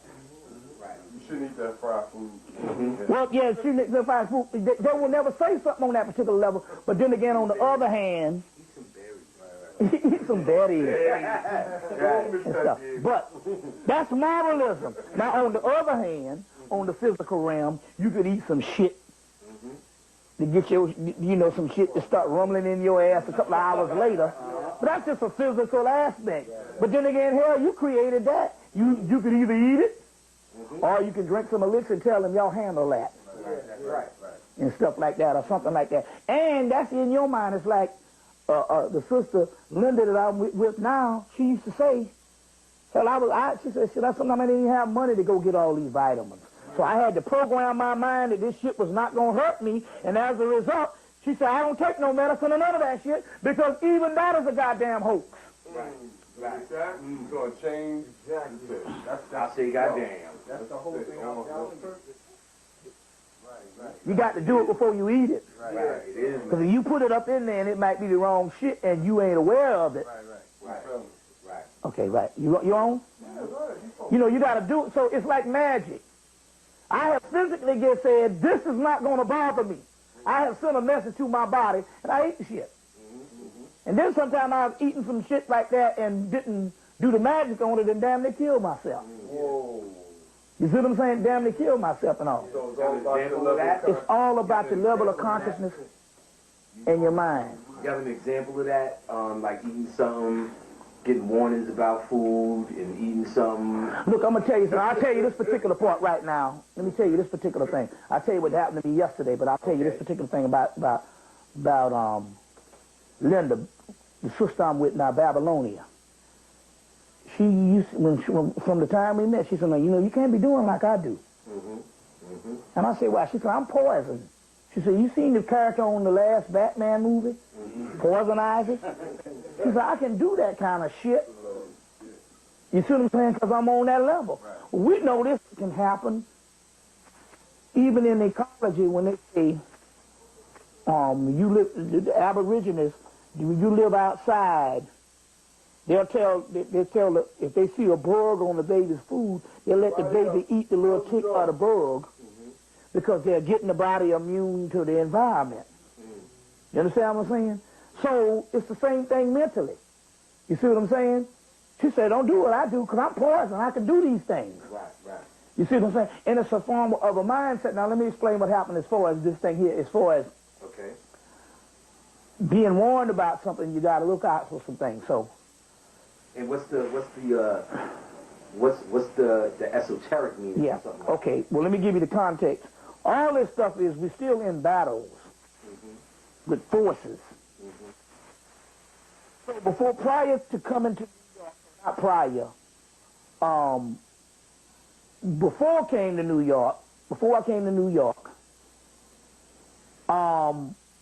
what happened was I got a call from California. And a sister said, be careful what you eat when you go to New York. She said she was getting fish.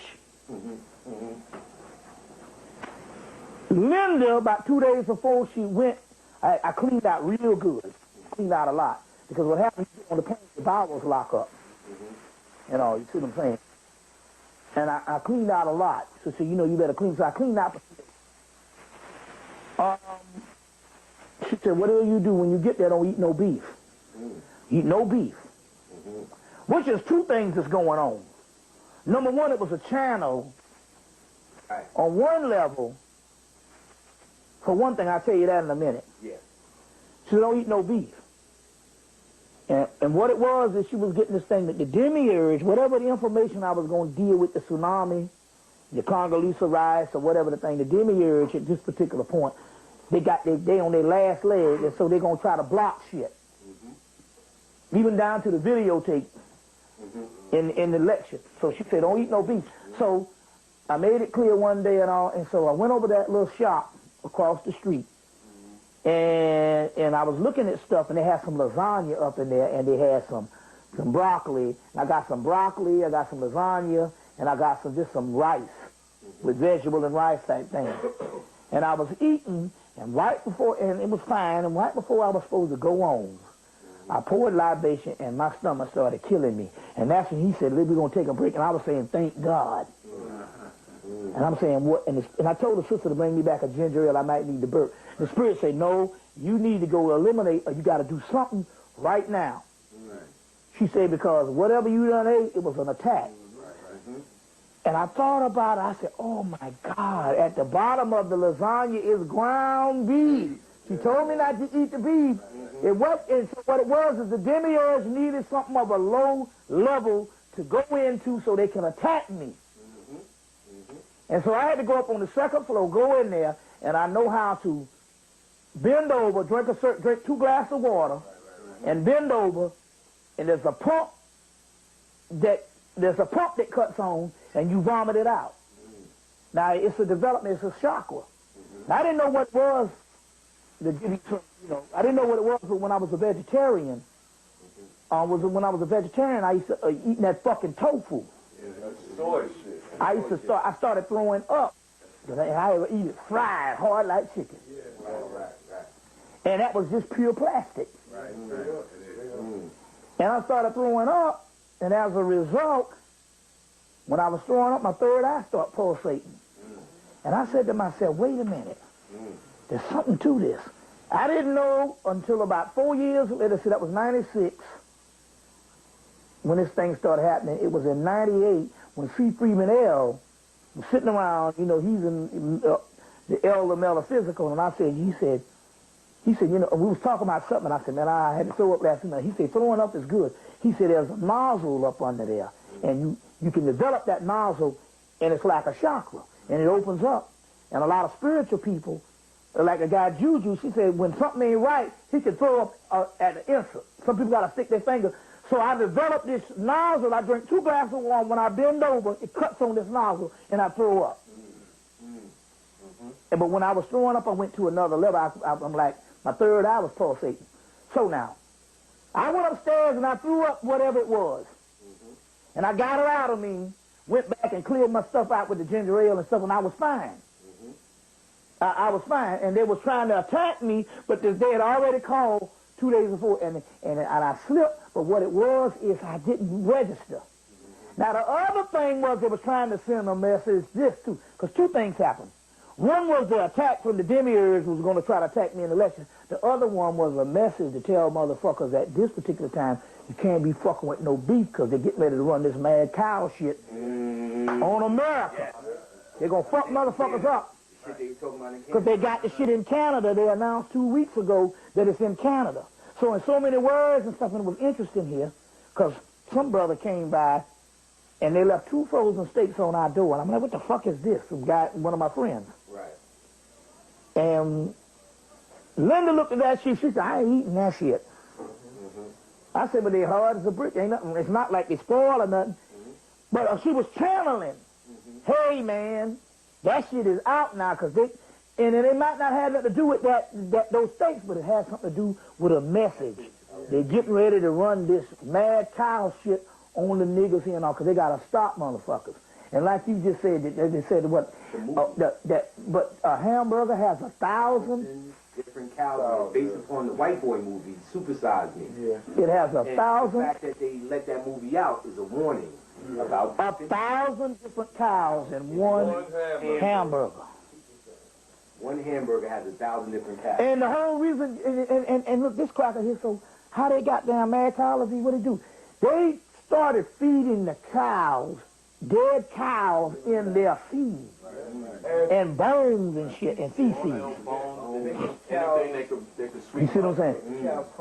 And the feces. So that's so your spirit will give you a warning on doing some stuff like that. And the other thing here is your mind. So my point is, there is a way that, yes, you do have to be mindful of what you eat. But then again, on the other hand, you can't read every box in America. Some things you're going to have to go to another level. To give you an example of my brother. My brother is the super vegan. They don't eat nothing but berries and nuts and grains and barleys and twigs. We don't know what they eat. Berries. I don't know what they eat. And that nigga ate some rice one day and almost died. And what was the metaphysical thing about it? He had programmed in his mind that 98% of everything on the earth was going to be detrimental to him until it was not the actual food. Now, this the nigga used to lick ketchup off the goddamn street when we was young. I seen that nigga lick some ketchup off the street. Crazy. So I know it's the psychological thing. Nigga used to be the sausage's best friend.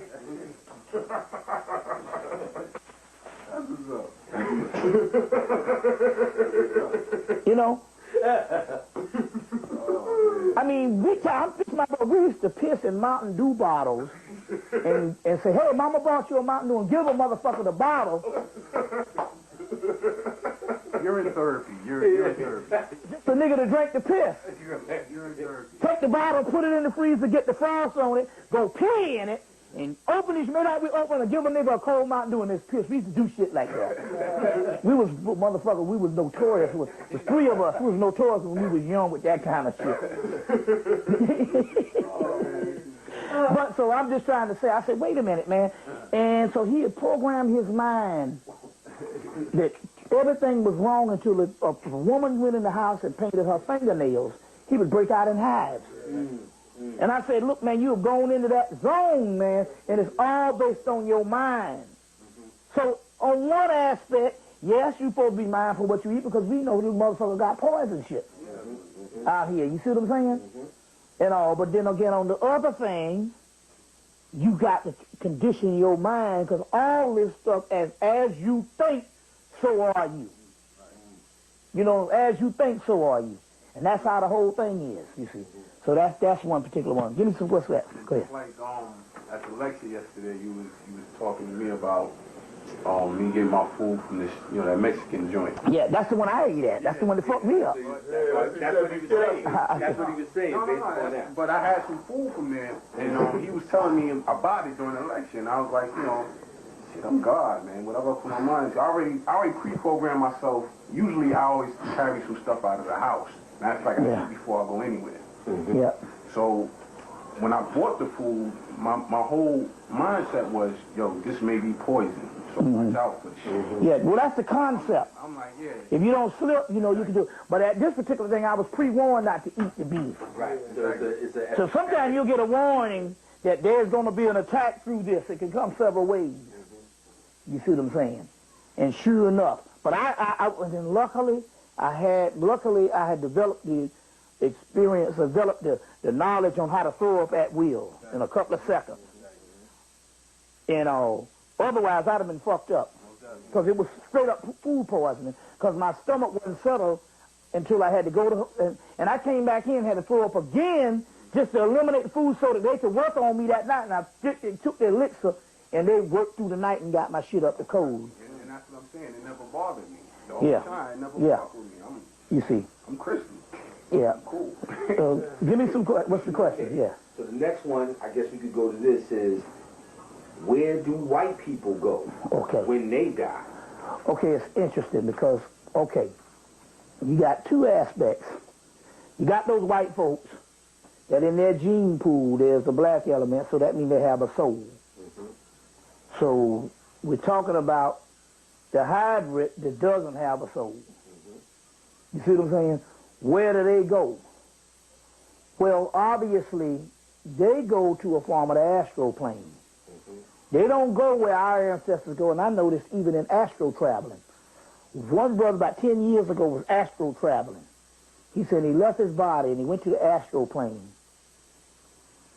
And he said he was in a room full of white folks. He said, oh shit, what the fuck?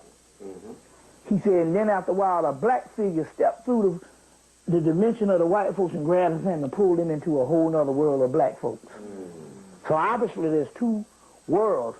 And the reason why we know that, because if you get books like the Theosophical Society used to put out these little books called, you can get them up at the Quest bookstore, which is a Theosophical Society's bookstore. And they got some little books called Astral Plane, Devashanic Plane, Buddhic Plane. And they talk about all this type of stuff. And when you start reading it, you'll find out that they are low planes, and they are on the subplanes of our lowest planes. Even though we're caught in the matrix, which is all planes and all illusionary phenomenon, they are on the subplanes of our lower planes. So in so many words, they are on a semi-animal plane, because remember, the ones that was created as a hybrid have animal parts. Like they said, it was created with all kind of shit. It was a lab experiment. We're talking about the ones that was created and grafted. So they're on animal planes and stuff, and we know this and stuff. Two things how we know this. We know this when black people come in contact with white folks and start screwing white folks. And this is when you know. I had a friend, he said he was in the Nation of Islam. And he said he sold the most amount of tickets a nigger could sell for Minister Louis Farrakhan when he came down to Atlanta. So they were like, oh, brother, this is so divine. You sold all these tickets. It's great. What do you want, brother? He said, well, I wore out a whole pair of fucking gaiters to do it. Because you ain't got to be sharp out there. He said, all I want to do is meet the minister, shake his hand. Oh, no, brother, you can't do that. Because it's a hierarchy.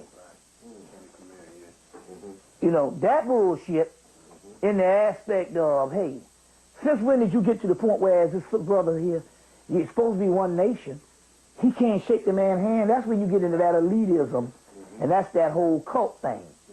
He said, oh, fuck that. You mean to tell me I done sold 1,000 tickets, and I can't shake the man's hand? You can't get me close to the man to shake his hand?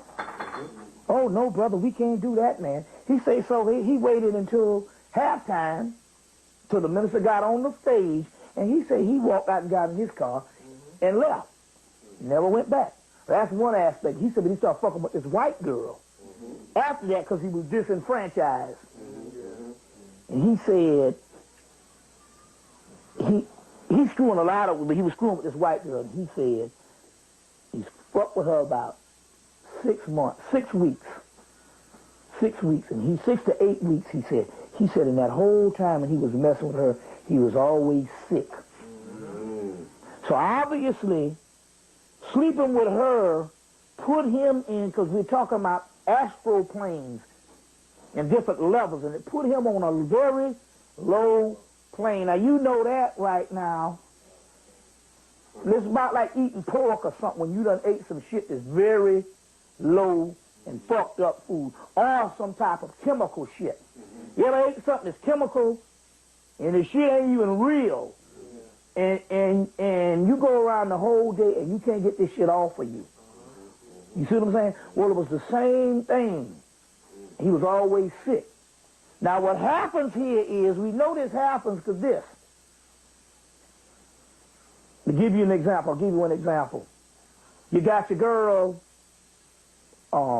they already know. Tiger Woods, he won the Masters in '97. They went and got that nigga a coat from behind the chair on the floor. They put his shit on the floor and gave him his jacket from behind the chair on the floor. The next year, they changed up the golf courses on him. Took him about a year to get back right, but when he got his game with that nigga won the fucking British Open, the USO, he won all these Open. He just totally obliterated the game. So, for 2 years at the Masters, they poisoned him. They poisoned him this year, and they poisoned him the year before last, and the nigga so dumb and stupid, he ate a sandwich both years out of the commissary there and got sick. They poisoned the nigga. So, they said, we got the ultimate trick for you. That nigga ain't been winning ultimately because he got that white woman. And it's done taken him to a lower level. The Serena and Venus, they ain't winning now because they got them white boys. Now, I know this for a fact. 10 years ago, this was 11 years, summer of 1994, my brother went to these people down in South Carolina. They was in the Europe, and they did a lot of readings and stuff. And the people told him, said something about the male members in your family that has passed on. You got to do something with them. And so he said, okay, well, whatever. He didn't pay it no attention. So about 2 months later, I was getting this reading, and one of the sisters like saying, look, something about a male member in your family. I said, well, narrow the shit down. Anyway, it was my father that needed help. That needed help to get to a higher plane. Now, my father died in 1970, just like the Osiris thing. My mother had 3 of us, 60, 61. I was the middle, in 62. And she hauled us back to South Carolina. They had a disagreement or whatever. She hauled us back to South Carolina and started teaching school and left him out there. They were married or whatever, left him out there. So in the course of that, you know, he was doing what he was doing out in California. And at the end of the 60s, he hooked up with this white woman. He had a best friend that got together, and him and the white woman conspired with each other against him, and they killed his ass and threw him in the river, just like the Osiris shit. Expert swimming, all that shit. Okay. That was 1970, so this would be 1994, which would be 24 years. This Negro called us to help him, and me and my two brothers and my mama had to build an altar, certain altar, to lift this nigga up, because this nigga was trapped on a very low plane, a subplane, because he was fucking with that damn beast before he died, and he was trapped down there on some animal plane, or some low-ass plane, and we had to get that motherfucker up off that plane. Now, I'm talking about through experience. Right. Fucking with white folks. Fucking with that white girl. So before he died. Fucking around with these white girls. And he was trapped down there for 24 years on a low plane. Outside of our plane, some low-ass plane, because who knows what that some of that clump of pus was made out of. So now, what is he experiencing on this lower plane? He was in some type of hell. Some type of loneliness, animal, whatever. But it was unnatural to him. And we had to do something, and when we combined the four altars together, we got him up out of there. We got him up out of there. So I do know they're the lowest levels of our subplanes. You see what I'm saying? We talk about something that is not even a people. It's some type of android. You see what I'm saying? Two Bob. Right. You see what I'm saying? Like that, no. You know, now, you know, like I said, now they got, what they say, 2% to 3% that are black. They just incarnated in white gene pool or whatever type thing. And you can pretty much tell, even some of them you can tell by the skin color, some of them you can tell by their aura. They got mannerisms like black folks, they got a shine to them like black folks, and you can tell some of them got life. You can tell when some got life and some don't. You see what I'm saying? It comes out in talent, a lot of times and stuff like that. It comes out in humane acts or whatever. You see what I'm saying? It comes out in the booty or whatever type thing. You see, so I'm just trying to say, you do have that, but we talking about this mutanoid caucasoid. Right. You see? You see, that thing. Robotoid. Crackazoid, mutanoid caucasoid. That's it. Right. You see? You know, yeah. Give me some questions. All right. So now, I often hear, if we want to call this thing a circuit, you know, everybody death and destruction to Western civilization. Yeah. I want this shit over. You know, right. that's the anthem. You know, I want this shit over. So right.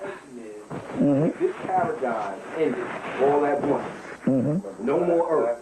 Yeah. No more Earth. Yeah. What would we expect to see? And you know, if there was a mass transformation, what would we all expect to see? And what will we do next in terms of the next paradigm? What's our next choice? Okay. Well, let's deal with one of these questions. It's just like those elephants the other week that broke their chains and headed for the hills for the tsunami.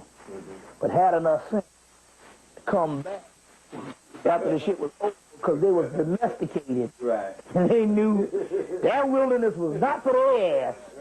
Right. Well, in so many words, that this white man and the way he's got the grip on the world with his technology or whatever the shit is, we have gone a buttonhole lower as human beings, whereas if this thing is not over and the white boy got up out of here, I don't want to even see this kind of world because it's going to be like the Road Warrior where you just see just people just killing each other and doing all kind of things because we have been made fucked up because of him. But it's not made for that. None of, and I want to get this right because a lot of the people still don't understand. We got in this Afrocentric thing and they think that we going to just go back to Africa and be free and the white man going to be going off the planet. It ain't like that. Been there, done that, got the t-shirt. We talk about the metamorphosis stage, and I talk about this over and over in my lectures. A caterpillar goes into a cocoon not to become a caterpillar, but become a butterfly. And in so many words, they say that this realm that we are on, you have a child, you have an infant, you have a child, you have a teenager, and you have a young adult. Right. In this level that we have been on is been in humanity, although we have grown people. I'm talking about in the black, this is outside of white people. It was almost like our teenage years. It was almost like our teenage years.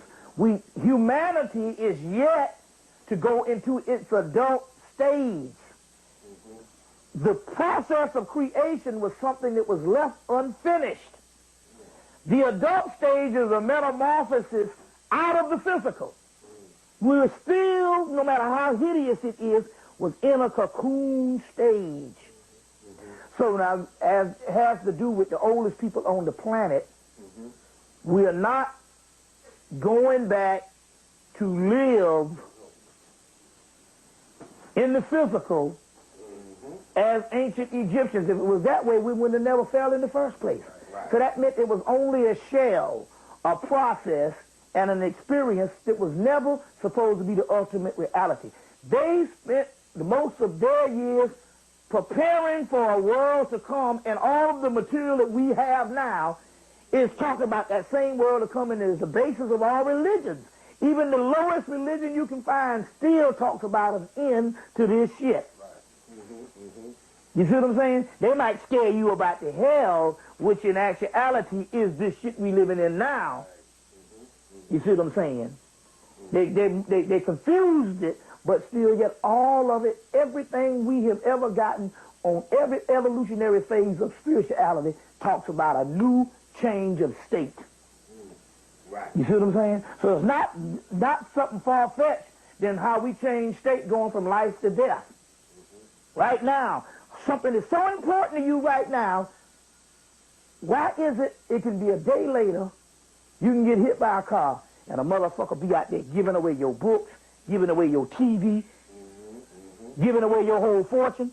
You got some people that spend 30, 40, 50 years building an empire. And their children come around and get rid of the empire, spend all the money and get rid of the empire in a matter of damn years. Right. Matter of months. I know some niggas got a left house, car, bank account, everything. Endless amounts of material things to sustain themselves for the rest of their life. And 6 months later, niggas gonna have shit. You know what I'm saying? Right. Hell, I know a nigga got $100,000 and damn near drank it up in liquor.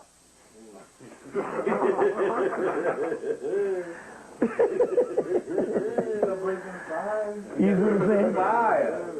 You see, now the point I'm trying to make here is the state that we're talking about. Where you at on them lectures? Where are you at? We got about one more good one after this, but okay, yeah, okay, that's just what's okay. on paper. That's just what's on okay, the state that we're talking about here. Two aspects of it. If we did know the ultimate reality, it wouldn't be no fun of trying to get there. There's got to be something, like they say, ultimately it's never been done before. See, I'll give you some of my states of initiation. I was doing some stuff, and I went to a certain level. And I said, well, I completed this. Let me go to the next level. And let me go to the next level. And somewhere around 2001, I started getting in a certain gray area to when somebody was asking me, well, what next? I said, I don't know. It's never been done before. We are creating as we go along. Now, on the other hand, it's kind of hard for us to contemplate what it is to be a true God and goddess. It's about like a dog. He might say, or let's say if a dog is going to turn to human tomorrow. He might have an idea what it is to be a human. But it might be his idea of a dog's idea to be a human. So let's say a dog say, you know, I don't have the means as a dog to go get Alpo for myself. But when I become a human, I can walk to a refrigerator and have Alpo all the time. Even a child. Even a child to an adult. Even a child to an adult. They don't have any idea. They don't have idea. They will go, well, you know, when I get grown, I'm going to have ice cream every day. They think food coming from the refrigerator. They think food is coming from the refrigerator. They think a baby is coming from the doctor or whatever. You understand the concept here? So the dog might say, well, I'm gonna have Alpo every damn night from the refrigerator or whatever. Motherfucker, you won't even be eating goddamn Alpo if you are a human. So it's hard to fathom what it is. We can only go by what was left behind of people who have gone to certain levels and left all this, chronicle all this stuff here. But I want to say this before we go further than that. It's almost what I heard 10 years ago or 11 years ago, where we fall short and always getting fucking exploited by white folks and getting killed, because even when it comes to us, we think that white folks are humane like us, and it's hard for us to fathom how a monster functions or a sociopath. A sociopath is a motherfucker, no matter what they do all over the world, they don't think they did nothing wrong. And this is the white race. They might say, we have sociopaths in our race. No, motherfucker, your race is sociopath to other races. Exactly. You understand what I'm saying? So they say, you can't even fathom the mind of the white man. It's such an alien to you. You understand what I'm saying? And that's why we always get trapped. We always thought that the white man think like us. I'm quite sure that Michael Jackson always thought that he could fuck them little boys and get let off the hook like a Woody Allen or any other fucking freak they done had out in Hollywood and don't understand. You a damn nigger. You see what I'm saying? And we get caught in the same shit all the fucking time. I just want to throw that in there. Anyway, going back,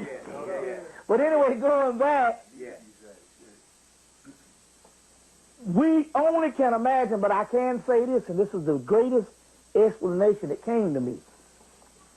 Take the mythology of Horus, Shiva, Vishnu, Aset, Osar, or anybody that you have admired as a high god. I'll break it down to superheroes. Because Heru and hero is the same thing. So let's say any of your Superman, well, Batman is a human with gadgets and shit. Right. Superman, the Hulk, or whoever got these extraordinary superhuman powers. And apply that to yourself. So your God, the one that you have applied, you would want to think that the God that you worship can do damn near anything, because he's God. Well, you take the same motherfucker that you did to conjure up what you thought God was and apply it to yourself. And that's some powerful shit. Like I said, one of my shit is I'm going to become a damn orgasm for a damn 1,000 years. But then again, let me break this down. I was saying that. Now, I was saying that 5 years before I broke into the tantric aspect and really found out what an orgasm is. Whenever you have that orgasm, you are actually going into another dimension, and you're dwelling with the gods for a few minutes before that dimension closes back up. So in actuality, that is the euphoria of what a god is like. Goddamn. Right. I say goddamn. Rich told me about that all the time. I say. You see what I'm saying? That is that glimpse into the divine is what you're actually experiencing or whatever. You see what I'm saying? I just hope that motherfucker don't get old on the other side. But then again, on the other hand, I don't see motherfuckers trying to come back here. Right. You see what I'm saying? So just to give you some type of concept, and it's almost as to say, it can be what your fantasy is. Anything that you ever wanted to do, or ever wanted to be, or anything you ever wanted to do, you understand what I'm saying? You create it in your mind. So you might be a god, but you might have a fleet of Mercedes-Benz. Right. But I'm quite sure a god ain't really worrying about that. Because that's the dog again thinking it's a human. But I'm just trying to say here is whatever it's going to be unimaginable. Right. What he's telling you Right. You see what I'm saying? There's going to be 2 more questions. You know, unimaginable from missing off. So give me the other question. All right, there's going to be 2 more questions. And Yeah. the last one I just came up with, I think Yeah. a lot of people are going to want to hear. But before we go to that one more thing that we kind of know is, we all know this shit is a phenomenon. And I want you to speak on this a bit. Why are kids scared? Jazz was talking about this, and this was what brought this question. Why are kids, no matter where you at on this planet, scared of the dark? Okay. No matter where you go, there's always something. And you saw it in 2 movies. The new one is Darkness. They said, well, if we can harness the fears of the children from that primal fears of the children, we can bring on the dark realm. The other one was in the movie Monsters, Inc., where the monster was trying to frighten the child to power up the monster's world from the child's screams.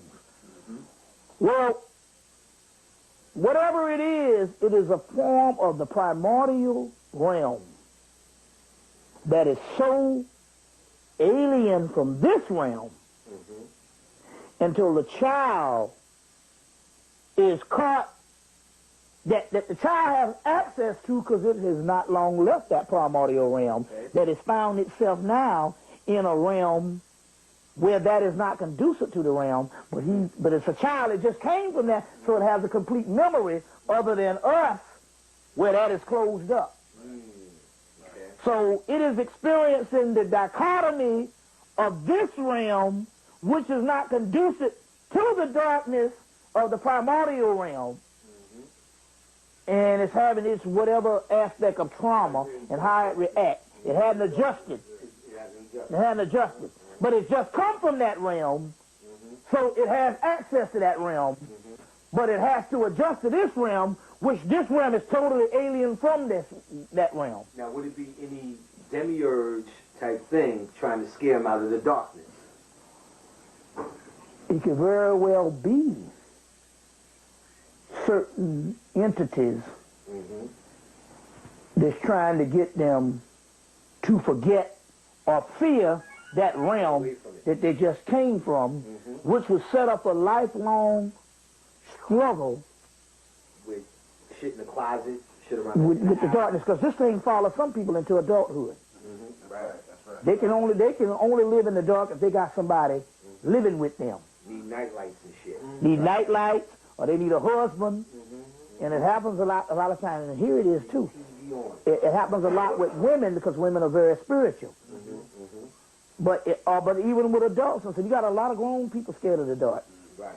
So my point here is, but obviously there was some type of entity or some type of demiurge that's trying to get them to be afraid of the dark, because they don't want them to develop a fondness with it. Of the dark. Because if you got too many people developing a fondness with it, then they can see the dichotomy of how this motherfucking shit ain't shit. But why is it that women who are more spiritual, when they want to have sex, they can have sex with complete black, because they're feeling from another world. And with me, man, I want to see something visual. That's because we are more in this world. So I want to see some titties. That's our enjoyment. That's why we, you know what I'm saying? Our enjoyment, you know what I'm saying? I want to see her face when she has an orgasm. We get into the visual aspect, and sometimes that's our shortcoming, because when the visual aspect becomes old, you see what I'm saying? We done fucked up in the head and we don't want the relationship no more. Whereas the sisters they get past that from things. They be like, cut out all them lights. Exactly. Because they're experiencing your essence. You see what I'm saying? And they have gone back to the dark. So we can just see that in sex. You see, we can see that in sex.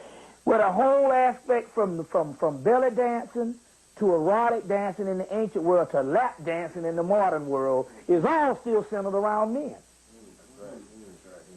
You know, we don't have a history of us gyrating in front of no damn woman and shit, because ultimately a man is ugly. And a lot of women say that men are ugly. But a lot of women do this too. a lot of women say that it is in a man's eyes and his face in which they're mostly attracted to. I heard a survey of a lot of things. All the body stuff. Well, most people are not built like that out here and stuff where you done had to do all that old bodybuilding shit. And that really don't hold them. It's their eyes, because why? The eyes is the window to the soul. Oh, that's right. And that's what they looking at. That's what they're looking at. It's the pretty eyes or whatever. It's the window to the soul.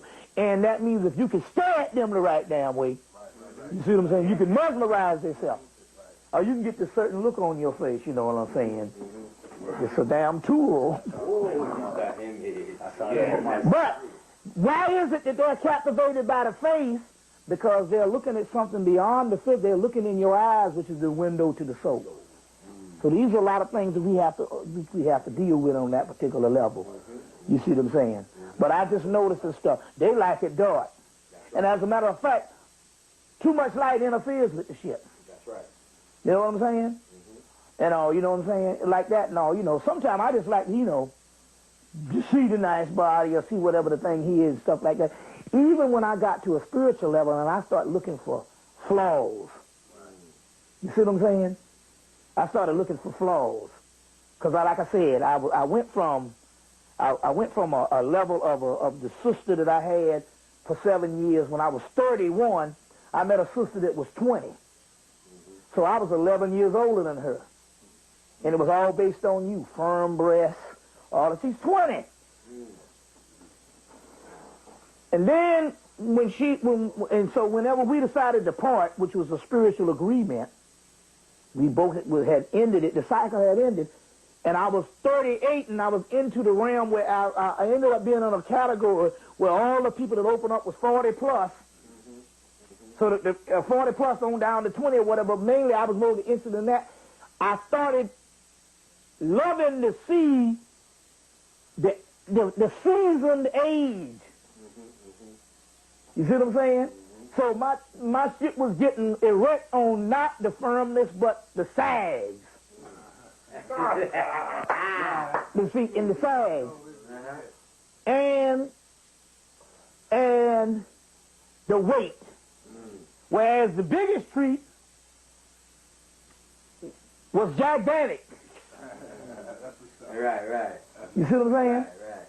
Well, not gigantic. She was Voluptuous. She was voluptuous and deeply heavy. That's right. She wasn't obese.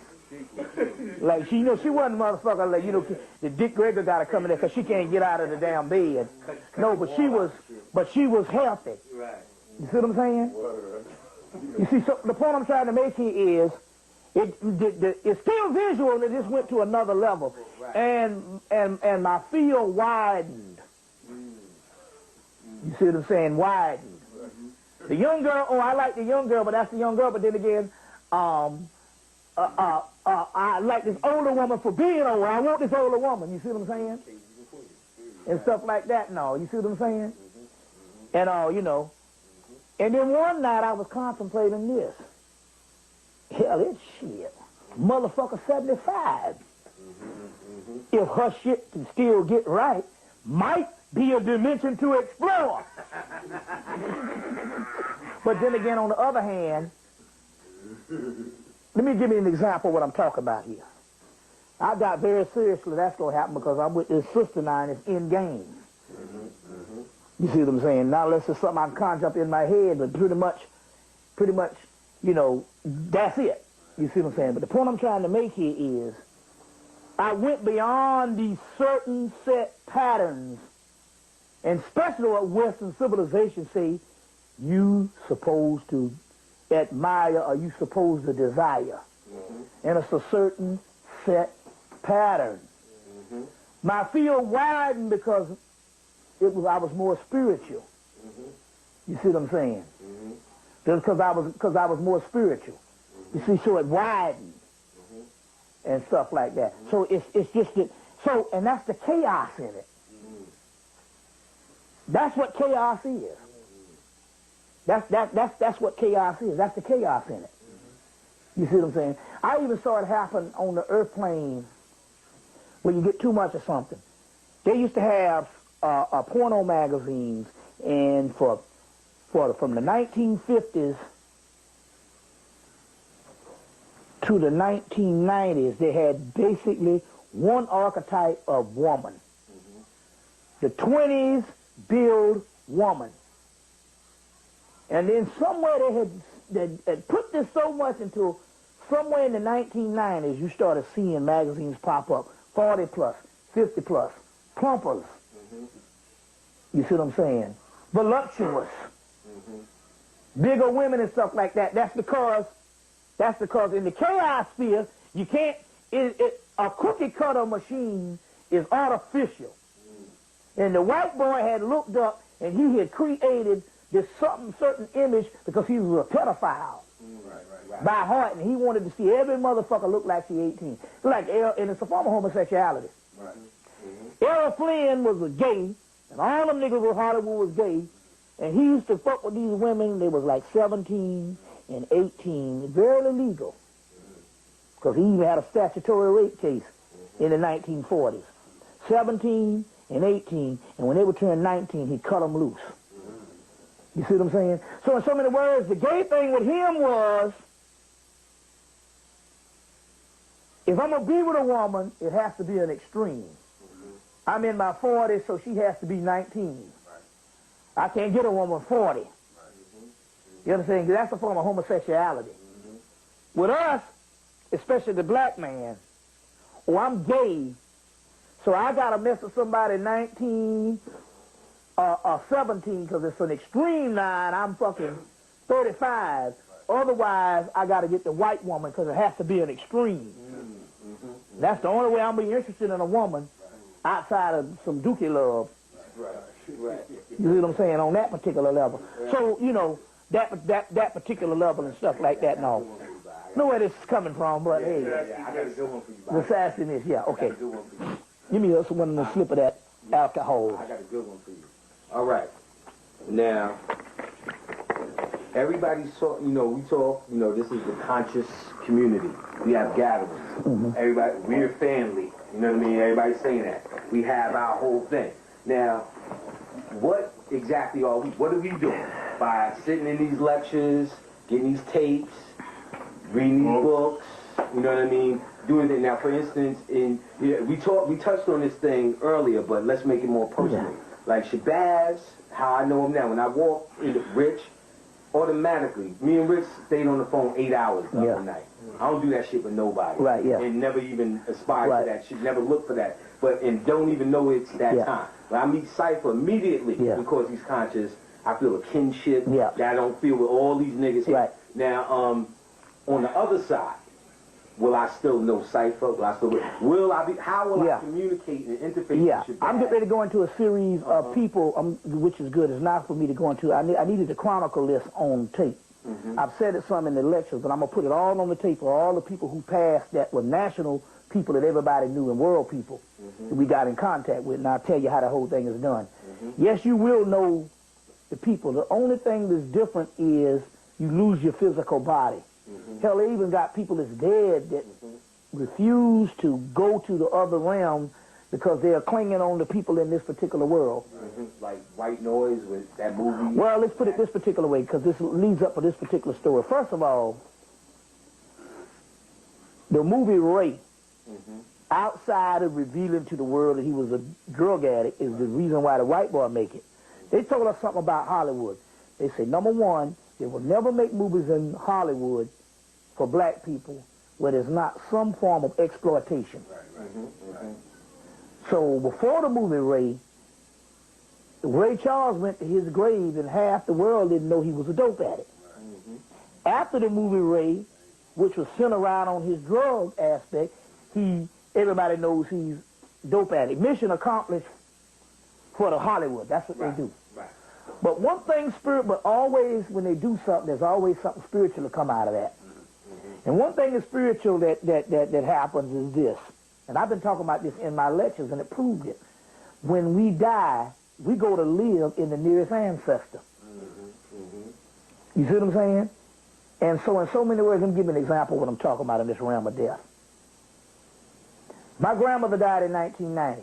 She visits all of her grandchildren and all of her children, except me. There's a reason why that is. But two things happen. They notice her presence in the house, but in actuality, she lives in all of their bodies.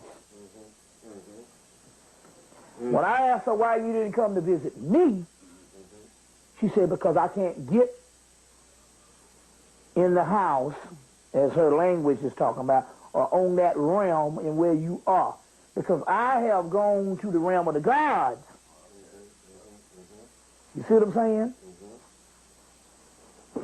And she's down on that level. So I'm explaining to you what has happened that what I initially told you at the beginning of the lecture. Right. And so based on where her consciousness was, and based on where I was, she can visit all the rest of my brothers and my two brothers, my mama and all her children, but she can't come where I am, but she can't enter in my body, or she can't enter, or she can stay in the lower aspect who want to stay around the feces. Right.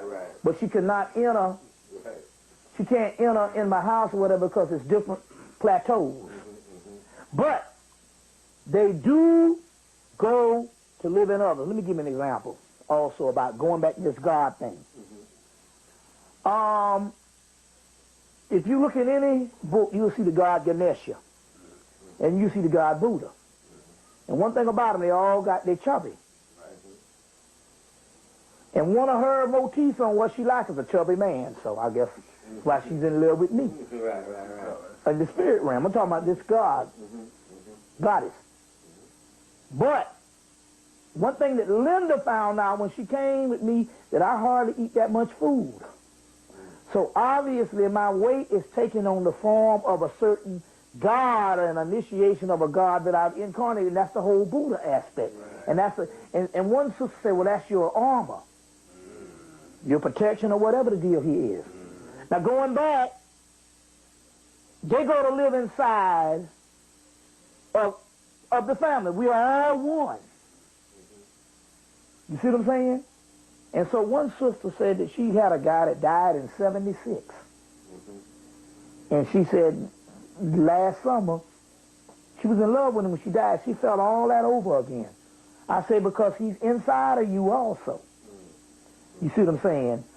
He's inside of you also. So the movie, Ray, when he went through his drug thing and he got to a certain level, in order for him to kick it, his mother and the little brother that died when they were children, that he always blamed himself for, they all showed up. And the mother said, no, you can't blame him for that because that didn't happen. You're not to blame for him dying and all this kind of thing here and stuff. And he turned around and said, I wish you were there for my career. And they say, we were always there. Because they was living inside of him. As a matter of fact, probably some of his talents come from them. You see what I'm saying? Comes from them. When you see this documentary on Earth, Wind, and Fire, with Maurice White, and he talks about how they wanted to get to a higher level and met up with a guy named Charles Stephanie, who came on board on the movie, on the album Open Our Eyes, with Mighty Mighty and True Devotion, and then the next album was with Shining Star, That's the Way of the World, which catapulted them into another level than just this basic soul group. And then they did Gratitude, which was big, and where you got Can't Hide Love, which is another world song. It's so simple, but it's so goddamn profound, the sound of it. And then they did Spirit, and then Charles Stephanie, while working with that, dies. He was the producer. He died. He was co-producer with Maurice White. And then Maurice White said,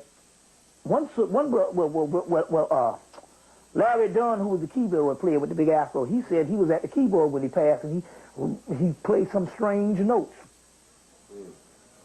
And then Maurice White said, after he died, he said it was almost like he had a voice from the other side.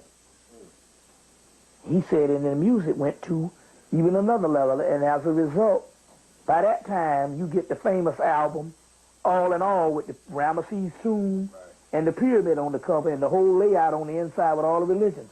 So he went to another realm and stuff and all. So we're talking about Charles Stephanie and all became a part. He said it was almost like I had a voice from the other side. The shit was in him. Right. It's like the Highlander. You cut off the heads, all the energy go into the Highlander, and in the end can only be one. And the only reason why he gets better and better each time he has the quickening, because he has the talents of the damn ones he slays. That's why I know that the tsunami, which killed 160, close to 160,000 souls, majority of them was indigenous people. You see what I'm saying? Even if they were Asian, they were somewhat closer to the indigenous than white folks if they'd hit Europe. But for a month, we could barely get to sleep. Rough, fighting in the sleep, dreams vivid, all kind of things, rough sleep and all. That's because all that energy has been sacrificed and it makes us stronger. So every time a person dies, we become stronger. So the reason why we are conscious now is because we had a lot of black people die in gang warfare, diet, fucked up this, heart attacks, and just all the thousands of black men and all that just died from the last 15 years on up. Right. Just turmoil everywhere. Just killing and all that. We become stronger because of that. Right. That's the Highlander aspect. Right. You see what I'm saying? Sucking up those souls. It's the same thing you saw in the first Mortal Kombat. The guy was sucking the energy up out of him, and when they killed him, all them spirits was up in him. You get strong and strong and strong and built upon that type of aspect and stuff. Yeah. Is that kind of like synonymous with how, us overstanding aspects of crack wars and all that, but synonymous to crack and the mystery of how last time we broke the mystery of the government cheese. The government that cheese. ties us into a chemical aspect of our genocide, but that mystery of how that was the people to crack and overstanding that, we chopped off the head of that epidemic and now we catapulted into another realm. As to how you broke it down. Yeah, of just surviving that epidemic, period. Right. It makes you stronger.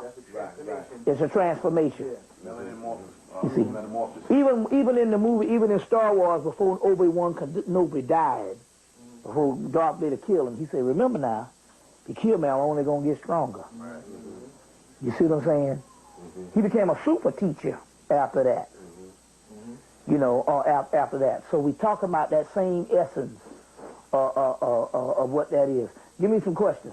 It actually the same thing in the Lion King. Yeah, same thing, yeah. Just a little bit more of elaboration on the first question now. Making it more specific. Me and Shabazz, that's like my brother, automatically, off the cuff. So now, and it's a quickening. We recognize. So me and him both on the other side. See, but I'm gonna get one. I want to say one thing first about that before we get into that. Okay. Because you started off on something about the consciousness. Right. Making it personal to. But let me let me tell you what the deal is. I do know this. About 11, 12 years ago, C.P. Manel, I was taking a meditation class up under him, and he said, "Remember now, every motherfucker in this room, we all knew each other." In a past life, and we agreed to come back to do this work. That's what we talking about. And meet back up. That's what we talking about. And meet back up. Right. Said that by 12, that was in 1993. Now it is interesting here, because I just done the Dogon lecture in 92, and I started traveling mostly in 93 and stuff. So it's been about a little over 11 years of doing, and the funny thing about it here is, I was in Philadelphia the day before Christmas, day after Christmas. I was in Chicago on the 12th of December. On the 12th of December. And I was in Cleveland before that in November, and Virginia outside of D.C. in November. And it was almost like every time I entered into the room of those conscious people, it was almost like me being in the same place at the same time, because the consciousness was amongst conscious people was like a zone that I never, although I was in different cities, I interfaced with them and I was never outside of the same zone. So that meant that he is right. We are all here. Even the ones sitting in the lectures or the one doing stuff, we are all here. You see what I'm saying? Because we all knew each other in past lives. And this is nothing but what they call the Great Gathering. So you hear all about the gathering, and they'll hear all this stuff, and they even got role-playing games on the gathering, the gathering, and all that type of stuff. The gathering, ultimately, that they even talked about in Highlander, the first one. The gathering is of the conscious gods of the earth, which is synonymous only to us, the indigenous people. And we are nothing but the head of the indigenous people of Africa, Caribbean, East India, or whatever. It had to be us, because we're the one that's privy to the information. The great gathering they're talking about is what's going on now. And white folks don't understand it, and no other people and stuff, because they overestimate us, underestimate us. Right. But the gathering, what we're dealing with at this particular time is the great gathering. You understand what I'm saying? And that's what it was talking about in Highlander. They even gave the location. They said we were supposed to walk the earth as these immortal beings, never really dying, which means in actuality death is only an illusion. We're just taking on different bodies in different incarnations. That's what it's really talking about. They say until the time of a great gathering in a land not established yet. Well, at that particular time, it's probably the 1300s or something. But they say in a land not established yet. They were talking about, and what happened in that movie, the first one? They gathered in America. You see what I'm saying? That's what's going on with us. Okay. That's what's going on with us. Okay. You know, and the Highlander can only be one. It can only be one group of people, the conscious. And as a result, we take on the energy of all them damn people that died. We got their energy, and now we're gathering, you understand what I'm saying, for the final quickening. And although the gathering could have taken on over the course of the last so many years, it's still a form of the gathering.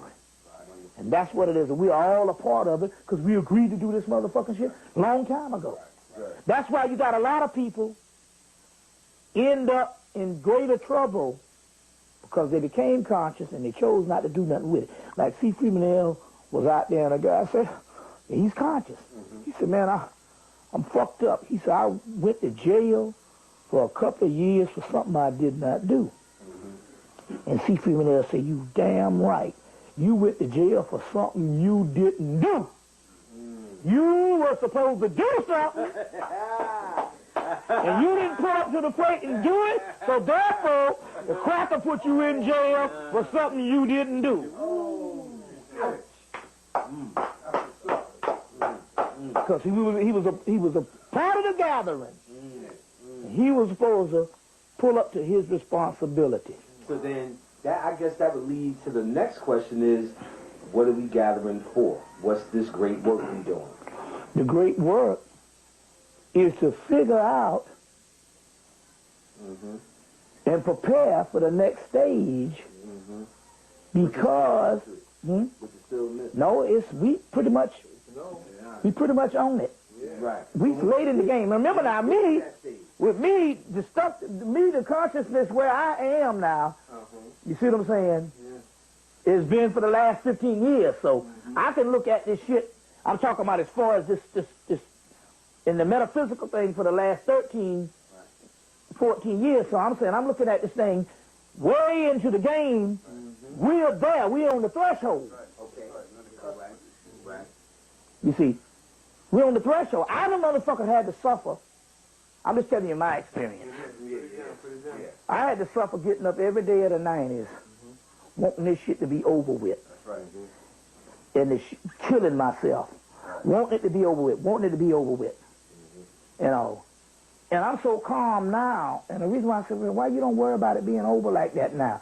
Because and I was thinking it all that I just got tired of it and lazy in the process.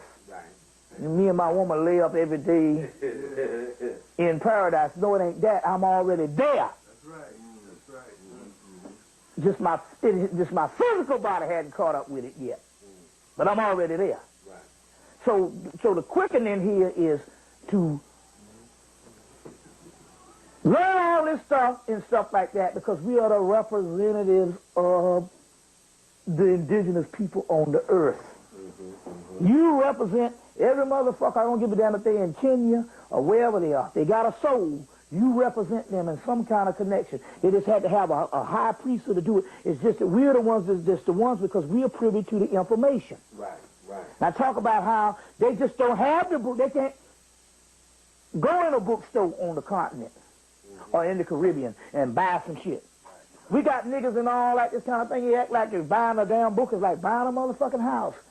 And we don't even understand when we just telling you to do that type thing there because other people can't go to no bookstore and buy some stuff. Or better yet, we don't even have to buy no books no more. We done laid out shit on tapes. Right. There's so much information and shit. You see what I'm saying? We trying to decipher whether that nigga telling the truth or not. Right. But it's so much knowledge, we've been inundated with knowledge. Sometimes you be like, goddamn. I just want to pop a motherfucking cold one and scratch my fucking ass. You see what I'm saying? Or put on that porno and shit. You see what I'm saying? That's my highlight right now. Seeing some woman with some cum splattered over her face. I can say that because I done did the damn work.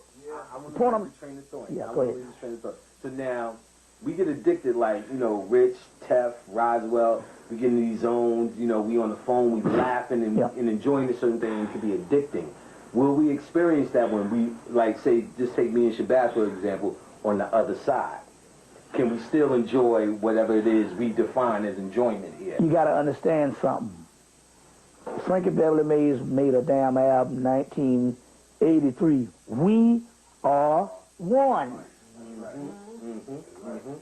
We are not local. And we are not foreign.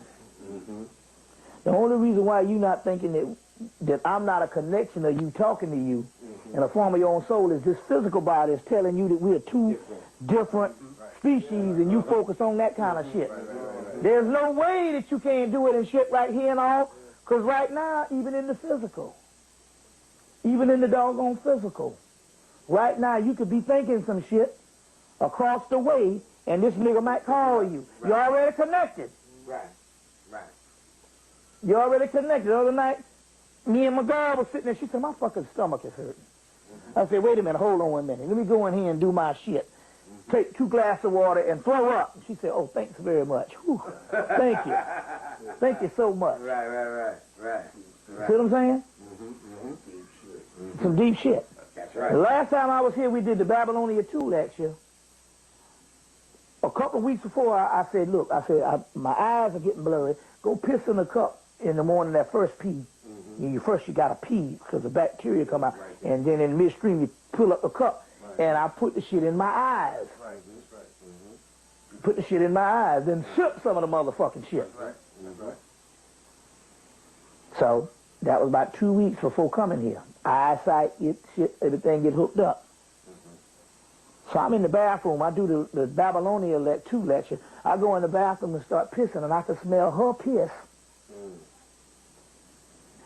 coming out of my, that was a part of me for damn near a month. Right. You see what I'm saying? For damn near a month. We are connected. We are connected. Right. You see what I'm saying? On that particular level. We so connected, now I know men have a distinct smell than women in the genital area. You start fucking in them hormones and all that kind of stuff. We talking science here. Those cells and all that stuff start moving together. And one time I'd say, put my hand down there. What the fuck? I smell like her. Yeah, I smell Not stink. We're not talking about something rancid or something like that. A tart. We're just talking about their essence. Aphrodisiac. We're talking about the essence. Even when I'm talking about when they're clean and shit, I know how to smell. I get down that motherfucker about an hour before I come up. Exactly. And shit, I'm talking about her essence because those are that's what this whole tantric shit is. I could actually not smell her because I just, I'm talking about we might not even had sex in a week, and I'm someplace out of town and I can smell and stuff because her shit is mobbed. I ain't talking about no down here. It's mobbed together. Yeah. So that means in actuality we are not separated. You will know him, yeah. That's the only reason why you came back together. Right. And only thing you have done is gathered a part of yourself that used to be one in the first place. Right. It ain't nothing but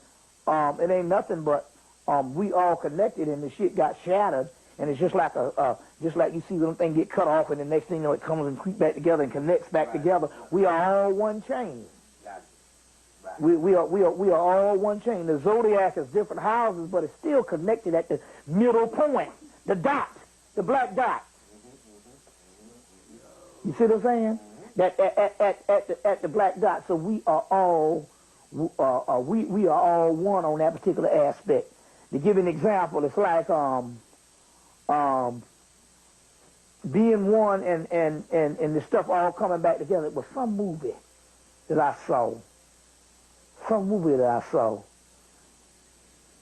No, I know what it is. It's like one of the best vampire movies came out is the one called John Carpenter's Vampires.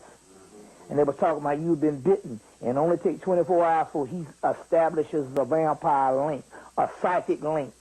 Because that means that they were all one.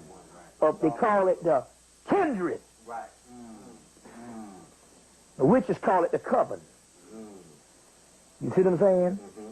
It's the same aspect. It's the same aspect. You see? Like yeah. Dark Crystal. Yeah. That movie when one was going, the other one was going from the other side. Right.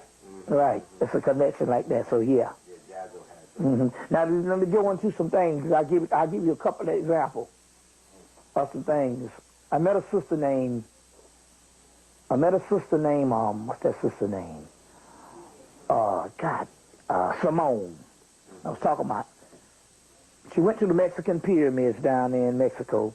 She called me from the pyramids. She said, I'm down here in Mexico. What to do? I said, well, do some type of ritual. She said she had a pack of tarot cards, so she did some tarot ritual down there. So she came back. When she came back, I said, now you ready to be opened up. And I called on Czar Banner, and he came through her and opened her up. Well, I have this knack. I open up about 4 or 5 women to the psychic realm. And so I opened her up. So she was so good. She was 29. And she was so good until she had a knack for calling up dead folks. So what I did was I called up a couple of people. I called up Tupac for popular purposes. I knew the niggas don't want to hear about that. Right. And he did mention that he realized, without all his ignorance, he realized right before he died that he did have the power to move people, and he was getting ready to bring it into the consciousness on that level and start talking about that, and he said he took him out. Call up Biggie. Biggie was talking, and Biggie said, well, how Puffy benefited from his death. I said that Puffy was in on it. He said, no, Puffy wasn't in on the death. He said, but Puff Daddy knew and knows to this day the people who had him bumped off. That's right. That's what he told me. So I was getting ready, to go to somebody else, and he came back through and said, I'm sorry. And I said, why are you sorry? He said, I could have done more with my talent. He was talking about, I could have done more based on the conscious thing. I'm like, but what is you didn't know it. Right, exactly. So I talked to him, talked to Marvin Gaye. Marvin Gaye came. And I said, so what's up? Was your father? He said, no. When he said this, I knew what he was talking about. He said, no, there was somebody else up in the room. That's the way the government kills you. They'll have somebody up in the room and kill your ass, and the father, you see what I'm saying, by him being halfway crazy, they blame the whole thing on him. But then again, on the other hand, what can you do? What can you do? They say that's got something to do with, what's the boy that just shot his limo driver in the NBA? New Jersey. The guy that just Jason Williams. They said something about that might have been a setup, because they said he got a whole lot of money from the NBA and then he retired. He got like $100 million contract, didn't finish his contract. And didn't finish his contract. So it's still owing that money. And them motherfuckers said, "No, you don't know who the fuck you fucking with." And they said he was probably up in there, and another motherfucker shot this motherfucker, saying, "Now get out of that, bitch. This was a message from the NBA." Yeah. Now that nigga trying to come back and play. Yeah, he's trying to come back and play.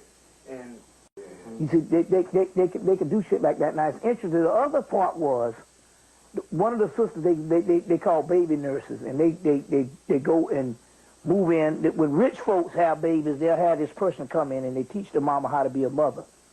And this woman said that she was the actual baby nurse for him. And she said that the wife could confide in him, saying that, you know, because he got a white mama, that she said that he always had these white folks around him. And the wife, although she was black, she said, "I'm concerned." She's always, and even one of his boys turned against him and stuff, when all this kind of thing. She was like saying, you know, "I'm concerned. He always got these white folks around him." So it's that kind of thing here. But I'm going back to the thing with Marvin Gaye. Was the same thing. It was somebody else in the room that killed. There was somebody up in the room that killed him, he said. And blamed, and because it was a knockoff, he said, yeah, he said, because, and I said, "Well, why did they kill you?" He said, "Yeah, it was just like I said in my lectures. He was getting ready to tap into this whole sexual thing and bring this romantic thing and a new form of romance and sexual thing to the next level. You see, from the next level, you see. And he was getting ready to do that. And they bumped him off. I talked to a couple of people. I talked to a guy named Felipe Wayne. You know, Felipe Wayne was from the Spinners, died in 1982. It was hell, talent. He said that he left the Spinners, but they can see the demiurge can tell you where the talent is. And they tell the powers that be, you need to bump him off because that's a shining being. That motherfucker there is extraordinary. So he said that he had left the Spinners and he was getting ready to do something, and they said they hit him in the, he said he got hit in the back of the head. And from the injury to the head caused cardiac arrest. So they got a way that they can hit you in your head to get you a heart attack. Talked to him. I talked to Du Bois. I talked to even Martin Luther King. I talked to. He said that he said we got certain categories. He said so the activists, they got them a club that they all hang out with. Because I talked to Elijah Muhammad and Malcolm X, and he said, "Oh, we together. We running buddies." Now, although I got that from Simone, I had gotten that years earlier from some other ones, and each time Malcolm X and Elijah Muhammad was together. I talked to Marcus Garvey. He was in a certain plateau. He was in a certain plateau. I even talked to Hemmitt, and he was happy because his mother had just made the transition. And he said him and his mother had reunited, and it was a real joyful occasion and stuff. Like I said, I talked to Sam Cooke. He said, yes, Nessa. He said, yeah, I actually was killed by the Jews because I wouldn't agree that they have all the, they say, what you leaving us, because it's all about whether they can control you. That's what he said. And Minnie Riperton, she, was killed the same way.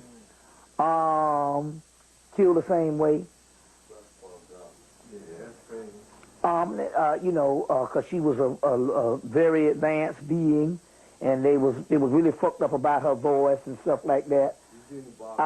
Talked to Bob Marley.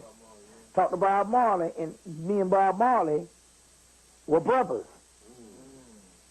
And we used to be back in Hemmitt together.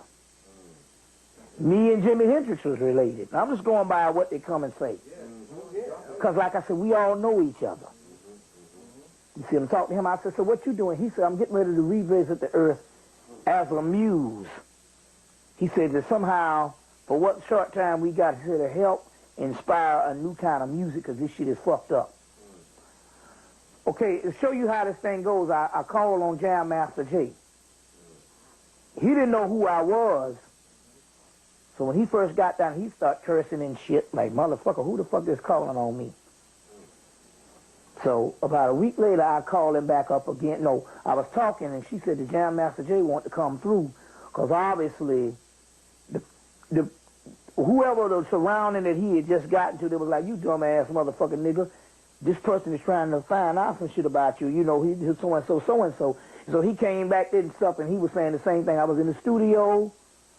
I had a lot of creativity, and they had remembered the Rum DMC and what phenomenon that was in the 80s, and I was still active and I was still working with some people, they decided to bump me off. Roger Troutman, the same way.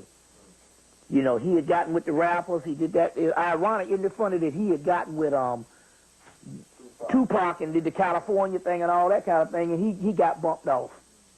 It's always a family member, it's always some stuff, and they know what to do. But it's also these demiurges that know the ones that's got the talent, that's the ones of these high gods. These high gods. You see what I'm saying and all. They know that, but, you know, name somebody else who died that was real popular. Because I tell them they talk to everybody through her. Wouldn't Bruce Lee fit in that whole criterion of... Yeah, because Bruce Lee, believe it or not, a part of his enlightenment, a part of him going to the next level of his fighting was he used to read a lot of Krishnamurti. Now, Krishnamurti was a person who the white people went to India. They wanted to make them a guru, the Theosophical Society. They went to India, picked a young boy, educated him through Oxford, and did all that to Krishnamurti and educated him through Oxford. And then they said, look, you're going to be the Messiah, basically, for the Theosophical Society. They want to make their own guru. And well, after he got educated, he said, fuck y'all, I don't want to do it. What can you do? And as a matter of fact, they really got a little disenfranchised about it. And a whole lot of stuff went down because they was dependent on this guru. So he later on wrote a lot of his own works and stuff like that and all. But Bruce Lee, when he had his back injury, was laying on his back, he had to read a lot of other things. And so for that year, laid on his back, he tapped into Krishnamurti. And when he did get his stuff right, and he also probably had healed himself mentally, because he had to go into the metaphysical aspect of the yogas, and he used Krishnamurti and a couple of other masters to heal himself, and as a result, that he became even a better metaphysical master, fighting techniques and all that type of stuff like that, and all that type of thing like that too. Yeah, but it's who else? He was talking about coming formless like the water, and if you can always see at the end, he always, when he taught Kareem Abdul-Jabbar, right. Other incarnate guys, he said, don't teach your following students like me, teach them to do it like themselves. So he was tapping into some of the Taoism and the I Ching like we were talking about yesterday. But also one other person I want to talk about is, even when we get into our historical legacy like the Panthers, was Fred Hampton Sr., an aspect of who they had to knock out because they realized he had that potential to propel a massive movement into more... All of that. Not all that, the demiurges, these people, you ever hear, there's a book called The Gods of Eden by, what's the guy named? Something Bramley. Gods of Eden by Bramley. I don't know I can't think of his first name. And he talk about how there's some aliens running the government. Well, it throws people off because they're thinking it's the physical aliens, but what it is that it's basically the demiurge. And the demiurge tell them who to kill and who's a person that has light around them. That can be, so that we must mobilize and neutralize the rise of a black messiah. You understand what I'm saying? It's been the goal for quite some time, but they were getting this stuff from the demiurge. They know who to kill and who not to, and stuff like that. And some of these people can just be innocent, but have extreme talent. And they say, wait a minute, that's a potential threat. Same thing would happen. It's just like he said and stuff. He must have came to me and told me he was putting people in altered states of consciousness in the 70s, in the 60s, and they had him bumped off Jimi Hendrix. Well, when he returned, even through Simone, he said this about 6 years later, yes, I was putting people in altered states of consciousness, and it was the British Illuminati. That bumped him off. Yeah, that took him off. You ever talk to any of the Black Panthers? Huey P. Newton, any of them?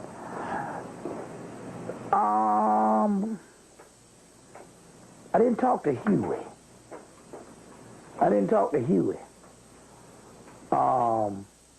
I do know this particular thing.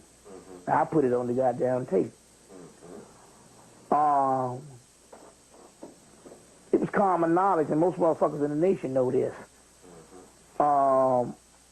Malcolm X and them was notorious for getting motherfuckers bumped off his damn self.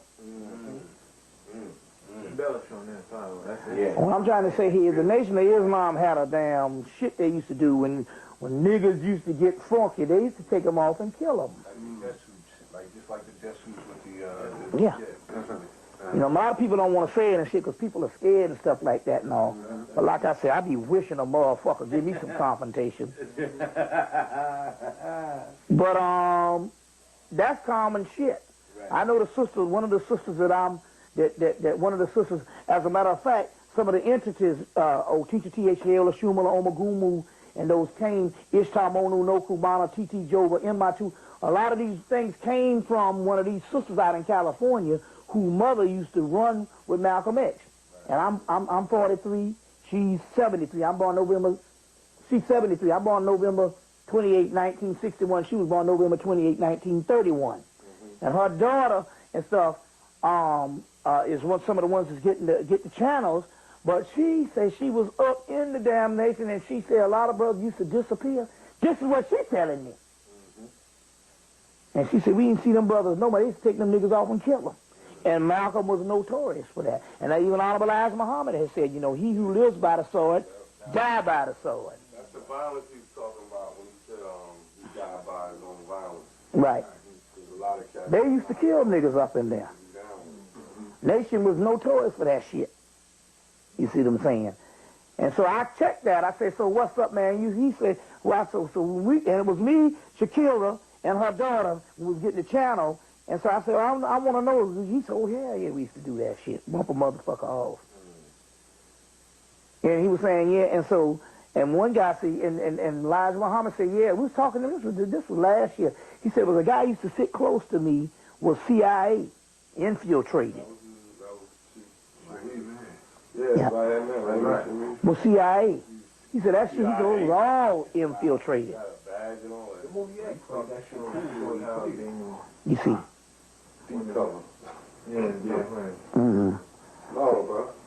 A woman that she was at her rightful age or whatever she was at that time. Anywhere from 20s or 30s at the time you saw her. He was just smitten by, he just, you know. But they did say that, we on? No. Yeah, we But they did say that that Heru was over her or something, like the avatar. You see what I'm saying? And that's the energy that you're picking up, that goddess of love. So he saw that, and because there's a reason why he named her African Venus. Well, African Venus is Heru or Urzuli, and so in so many words, she was that age and stuff. She's no longer on the planet, but it's more of the goddess essence behind her than it is whether she lived physically for so many years and stuff like that. So she might have not been actually even into any mystery school, because I know. No. This was 1800. She was just a regular woman, but it was more of the energy she carried than the physical life of this person. That's really not important. They have so many incarnations anyway. It was more important of what was the God behind her that would produce an energy for this guy to be smitten by her. You see, like that, no, which is, Heru or Izuli or whatever, like that. No, yeah. And one question I wanted to ask, as far as ejaculation, how does death fit into sex? How does sex fit into the whole aspect of dying and death, dealing with ejaculation? The ejaculation has something to do with not so much of the physical semen, but the essence behind it, which is being discharged from the soul. And so it's like anything else and stuff. When you ejaculate, you create a big enough doorway that the soul escapes from it, and that happens to be for the material, the dematerialization of the body, or the deterioration of the body. So it has something to do with a series of essence escaping. You see what I'm saying? Whereas women, orgasms does the opposite. It pulls up and explodes into a spasm of energy that's still contained within the body. You know what I'm saying? Still contained within the body. One of the good parts about it here is it's a force that has to be built in men as far as ejaculation. I've gotten to the point as far as not an ejaculation, as far as orgasm. Males have orgasms too. But I've gotten to the point where as over the course of the last 4 years, I got the orgasm is just about as strong as the ejaculation feel. I can produce the same thing through orgasm. Through orgasm, it's just a lot of you have. When you first have them, you don't know what they are. It's a certain feeling you get in sex right before you go into having an ejaculation. And that's what it is. That's actually a orgasm. Ejaculation is something different, two different neurological mechanisms. But you can get it so that you can have a orgasm on the level that it feels about like an ejaculation, and that's pretty much what a woman has and stuff. But we have to build upon that. We have to build upon that type of aspect of just even recognizing what it is. You see what I'm saying? So more of the thing about the death thing is basically dealing with you're not just losing some fluids, you're losing a certain essence. And that essence that you're using is vital to the soul, which creates a doorway that ultimately the soul escapes through the deterioration of the body. More of the thing about the death thing is basically dealing with you're not just losing some fluids, you're losing a certain essence. And that essence that you're using is vital to the soul, which creates a doorway that ultimately the soul escapes through the deterioration of the body and stuff like that. No, so it has a lot to do with that. You see. And what does death play in a role that causes a lot of scared Negroes that experience what death is through the astral realm or through dreams that cause them to go into Christianity, things like that? Because you have... basically, Christianity and stuff like that is basically, first and foremost, a program scenario. Right.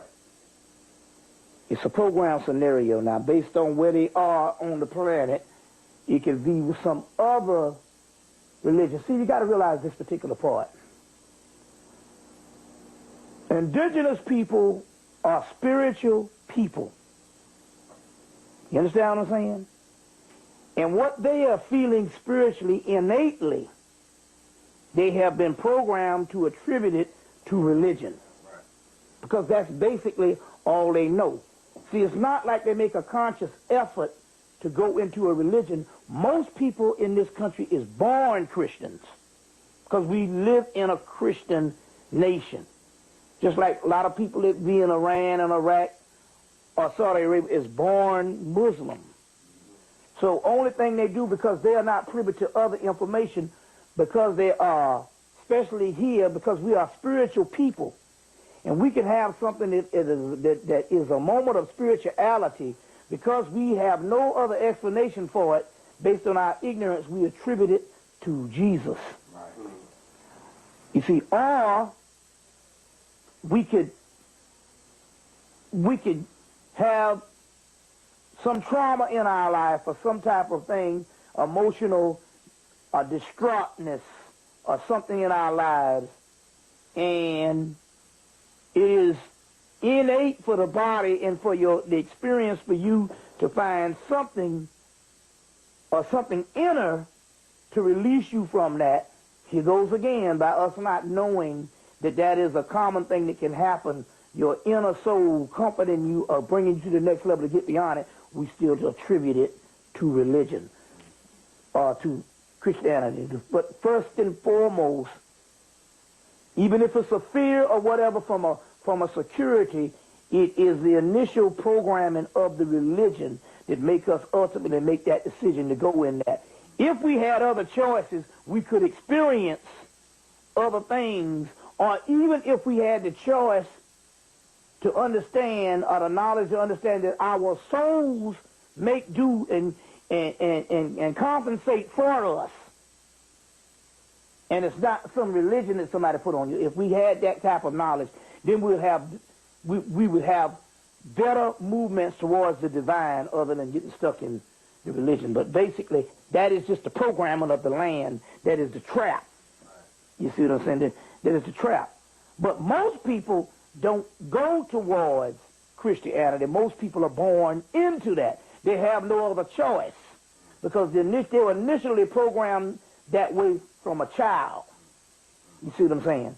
So they simply didn't go into Christianity. They just activated the activity that they've already been into. Just stepped it up a notch and went deeper into the programming. And one more question I want to ask you. About 10 years ago is the spirit realm influenced these Europeans to make these movies to teach the greater population, although they might think that for whatever reason they think they're doing it themselves, they think they're doing it for their offspring. Ultimately, they're being directed by the spirit realm because the spirit realm has always used some type of message, vehicle of message to teach humanity. In this particular case, the modern mythology message that carries mythology happens to be through motion picture. So that is just the modern papyrus. Now, what they have to do, because there's a lot of white people control that industry, and we are still children, deaf, dumb, and blind, then the spirit world has to somehow give them the influence and influence them from behind the scenes to make these movies that we can now look at as a record to, and when you put them together to see what's going on. And the reason why I know that is there was science fiction movies were very rare. They were very rare in the 80s and in the early 90s, and somewhere around 95 they started escalating. 94, 95 they started escalating. You see what I'm saying? As we got closer to the millennium. But nevertheless, although they might have thought it was a good economic thing, it was the spirits that opened the public interest towards sci-fi and other aspects of horror other than slasher flicks that would deal with the death thing. And it was the spirit realm that also influenced the directors, producers, and writers towards that whole thing. You see what I'm saying? So there was a cycle involved that would later on culminate into a matrix. You see what I'm saying? And all this type of thing here, you see. And it had an upswing and stuff. And that was just, there's several forms of enlightenment. It's just like we was enlightened by these books and all this other stuff. The movies and everything would reflect that also. And all, but it's still being influenced by our realm. By our realm and stuff like that. Because as long as I've been speaking, I can remember relying on what movies was available in 92 to illustrate a fact, but I had a lot of help 94, 95, 96 And 98, 99, and the 2000s is commonplace now. You see, you're gonna have a certain amount of these things coming about, and that's just the realm that was prophesied of the age of enlightenment. But the new enlightenment, just like it was videotapes for us, you see what I'm saying, is also the motion picture industry. And although Hollywood has a certain way that things get done, and it's not necessarily saying that the motion picture is going to be totally a display of knowledge, but you do have your jewels up in there and your tidbits and your examples up in there. Some movies better than others, you know, like that and all. But nevertheless, you know, believe it or not, the society as a whole is being ruled by certain forces to do certain things. You see, like that and all, you see. And ultimately, it's good just to break the grip on Christianity or religion. You see what I'm saying? It's just that majority of white folks get it before we do, but it don't really matter about the masses as long as the enlightened get it. Right. And that has been a big help over the last couple of years to actually have the motion picture thing to illustrate some of the same stuff that, you know, would normally have to be in books or other type of old means of how we would get doggone knowledge and stuff. Right. And all, so yeah. Ultimately, all the experiences and stuff is broken back down to ultimately, if any transformation is going on, it's an alchemical transformation. Yeah, that's what I was saying. And that's what the water to the wine is. It's the melanin. Yeah. The melanin covering the light and so forth. It's alchemical transformation, even down to the suffering. Let me give you an example. I was at a melanin conference, and all of the people who were there was given the same basic information that they gave to about the melanin conference 10 years prior to that, and stuff. And in so many words, what happened was they was given the same information. We don't do this, the diet that. We don't do this, and we don't do that. We don't do this, or what you call it. And I'm saying, according to alchemical production of representation of what melanin really is, the very same things that you are saying that we don't do, and basically you're just talking about health because you don't really understand the ultimate aspect of the properties of this thing. We're talking about carbon. Yeah. That in actuality, it strives through putrefaction. So in many words, if you take what black people don't do is the very thing that will give you a new reality based on the deterioration. So we just no different than everything, shit turns to fertilizer. You see what I'm saying? Turns to fertilizer. So in so many words, on one aspect we're looking, and because they were trained to look at only the successful aspect of what they know as physical, they didn't understand that in actuality, the very thing in which makes this thing go to another level is the hideous condition. It's like if you take coal and suppress it long enough, it becomes a diamond. You see what I'm saying? It's the same concept of what this thing is. It can never be created or destroyed, just transformed and transferred. And that's what this particular aspect is talking about here. The water into the wine. You see, the properties of alchemy is taking something and making something different out of it. Not preserving it as the people that was at the melanin conference was thinking what they was trying to do. Is to make a new creation, something different. In so many words, that is what black people are in this particular country, is something different. Why? Because the more indigenous people inside of their environment, when they look at us, they say, these people are not of us. Right. And no matter what you say, the African innately is different from us. I find more in common with white folks than I do Africans, because we're so innately different. Because we are a new creation. We are a new creation. That's not bad. That's alchemy in the process, the final product. You see what I'm saying? We're innately different. That was the second part of my... All of that has to go into part of it. The breeding process. And a series of a breeding process starts from certain conditions physically that leads to a certain conditions mentally. And then there's a whole nother aspect of an energy aspect or a chemical aspect of us being mixed together with several African genes that is separated from other Africans, because we got more of the different nations in us because we were split up and put back together. And whereas they might have just one section of the original aspect with them, or two or three, we have multiple aspects, and that's what the great mixing bowl is. So in so many words and stuff, we look at the Africans and we think because of the dark skin that they have more melanin. That's just more, they have more in the melanocytes, which is the skin area, which is the skin area, more in the melanocytes.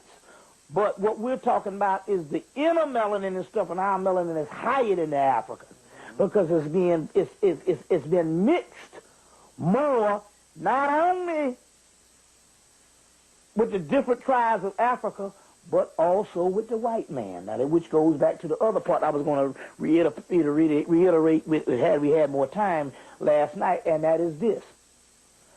We come to find out by studying that whole alchemical process that whatever this experiment was that created the white man was an alchemical experience where they were trying to create a Christ figure but botched the job. Whereas something that went too far from the original to not contain enough of the original, you see what I'm saying, that would make the difference. So it went too far. It's almost like a total mutation, bleached out mutation. Now, here we come,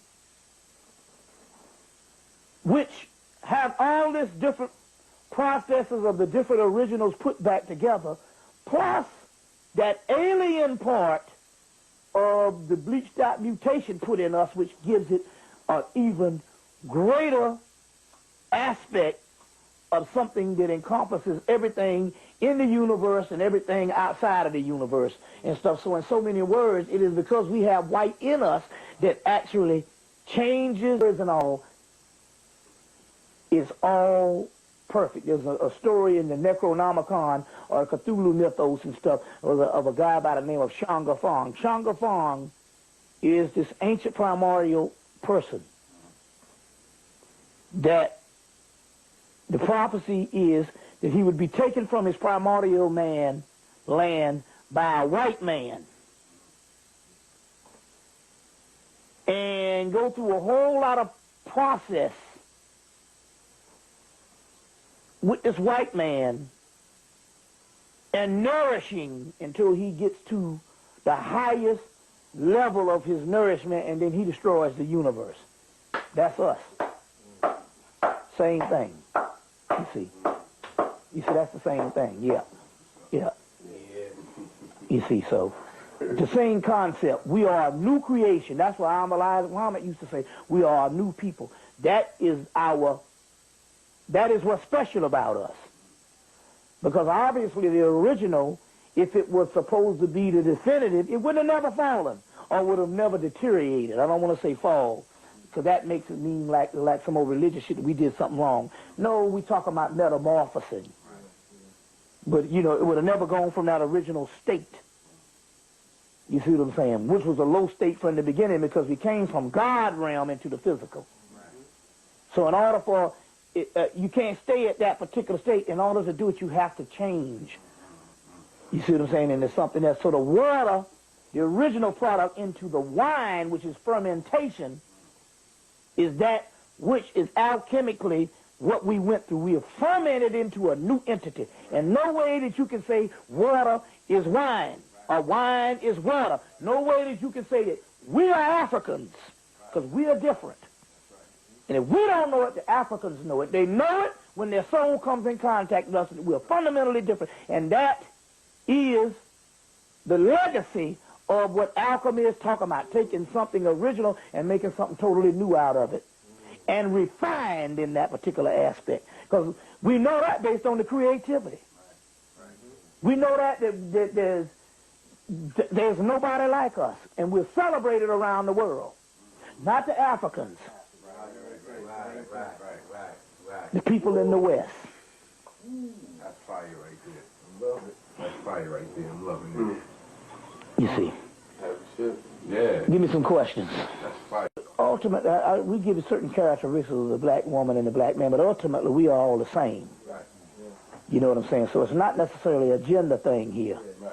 We talk about. We're just saying that we give them an example on certain behavioral things. Right. That means that in so many words and stuff, they have figured out certain things on that particular level. But then again, we have too. Right. And stuff. So, but ultimately, we are all the same essence. Right.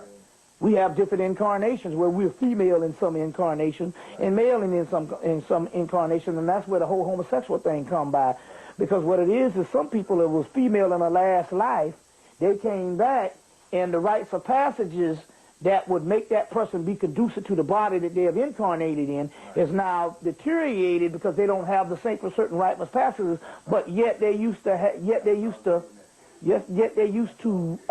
that in other societies, whereas the reason why they can say that the Africans had a 95% success rate of heterosexual society is because they had certain rites of passages and certain knowledge of how to line the soul up in the body that it incarnates in based on the rites of passages and the experiences of the actual initiations that culture laid down.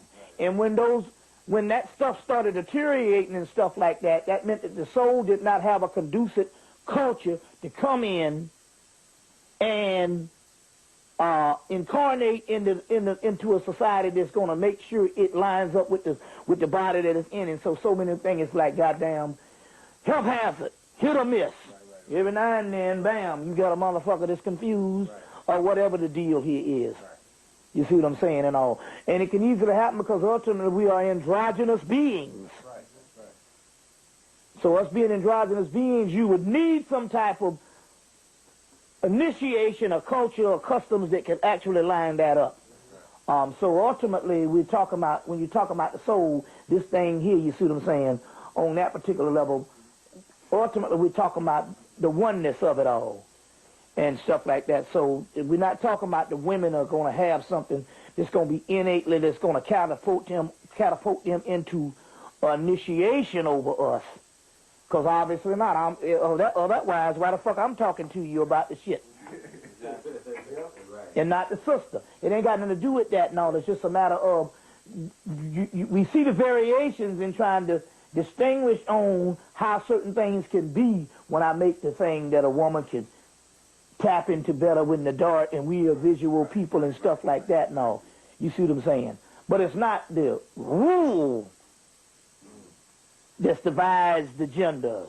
It's just certain characteristics for you to understand the wide spectrum of what we can do down here and what it is down here. Right. That's beautiful. That's beautiful. You got what you asked? No, I'm good. One more question. Yeah. Go ahead. How does death play a key role into this paradigm that we coming into right now, in the realm of Kali?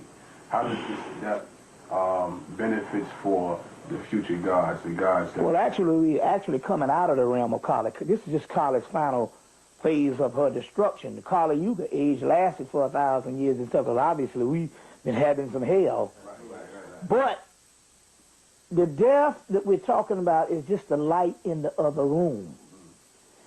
The possibility of anything in this particular realm creating anew is all used up. This realm is over. So that means that the only possibility is that of a clear drawing board. Death is only the possibility and the potential of a clear drawing board, something that's not used up. So death would literally be the potential when you erase the drawing board that's full of shit. You got a new playing field, so it is the light that's going to come on in the other room because this is distinguishing. It's the next plateau. It's the next football field. You see what I'm saying, and all this type of thing here. So it is the only potential, but unlike when this realm was young, the death was a dismal way station of a sleeping potential. Now it is, and I've seen this with the series of coronations, all the real happening shit is over on that side. And we just hanging on in the routine repetitions of constant in and out dreams of survival. And the white boy has set the standard on what you surviving because he has come in and caused an incontinuance towards learning by causing luxury on this side. And everybody want bling bling and how to do a little bit better. And trying to maintain that type of thing. Whereas it's not even on this side. This is a series of repetitions and traps and stuff that's constantly petering itself out. That's why you got to create new shit. But the creativity is not even in black people no more around here. We could see creativity up until somewhere in the mid-90s. When I talk about the photon belt, you can see it in the music. The music ain't got no creativity. I don't give a damn how much you like them old bullshit rappers you listen to. They ain't doing nothing that they ain't did 5 years ago. They ain't did one damn thing that's new. It's from they did 5 years ago, because it meant that there's a certain point when all the shit was made. And you know that it can't be created because the white boy never could catch up to you because you was constantly creating every year. Now the reason why the white boy can come in and learn your shit, why? Is because there ain't nothing new been created. And that's the way he's been doing with all the shit. When jazz failed to create a new, the white boy took it over. He's taken over the blues. He's taken over the rock. He's taken over all that type of stuff. He never could really do the real funk. And I'm going to tell you why he couldn't do the funk. And that's why they had to kill the funk. Because he never really could match a George Clinton, a funk. That's the purest form of melanin.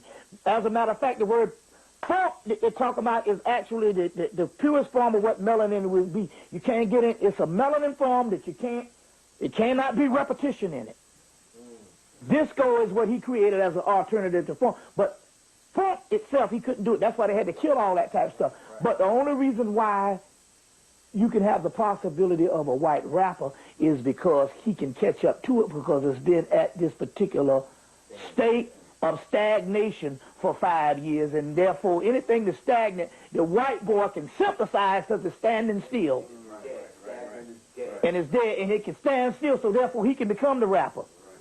But if it was creativity, and it was still going on the creation level, he couldn't catch it.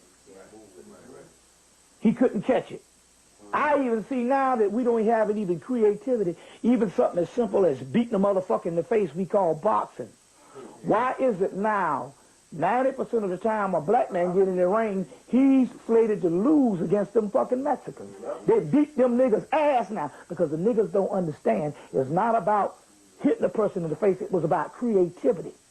And the reason why Ali and the rest of the niggas could do that stuff and they ruled for years because they was creative in what they was doing and they was filling in the spaces between the gaps and the white boy could not catch up. You understand what I'm saying? Now, niggas now, you see a Mexican get in the ring and you see a black person, especially on the lower one. The other one is just brawn. It's more than likely I've seen black motherfuckers get their ass whipped because the creativity is gone now. That brings up Happening. There's more specials now today for black people on Black History Month. First of all, that's just the month they're going to give us. But there's more specials now on Black History Month now than it was 5 to 10 years ago. It's because we have a history of struggle and stuff in this country that's been suppressed. That would normally get out in a country that we would be the ruling power. Because we are not, one way that they rule over their subject is to suppress the wrongs or the achievements of those people that they're oppressing, and make sure that what we put out cannot be in the same century in which we do it. So now so since 2000 we've had Emmett Till's story, Jack Johnson's story, the brother who did the open heart surgery.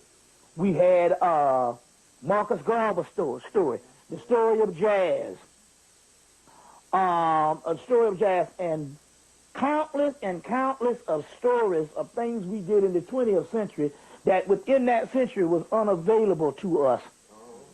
And not even, we couldn't conceive of it, and it wasn't even a thought because the simple fact that's one of his policies. So now all of a sudden our Black History Month is filled with miraculous stories, but they all happen anywhere from 100 years ago to 50 years ago, 40 years ago, or whatever, but even they happened when it wasn't in this century. That's just the way he does it. So now we got a lot more things that they're coming out with and stuff, and that's just the way he rules.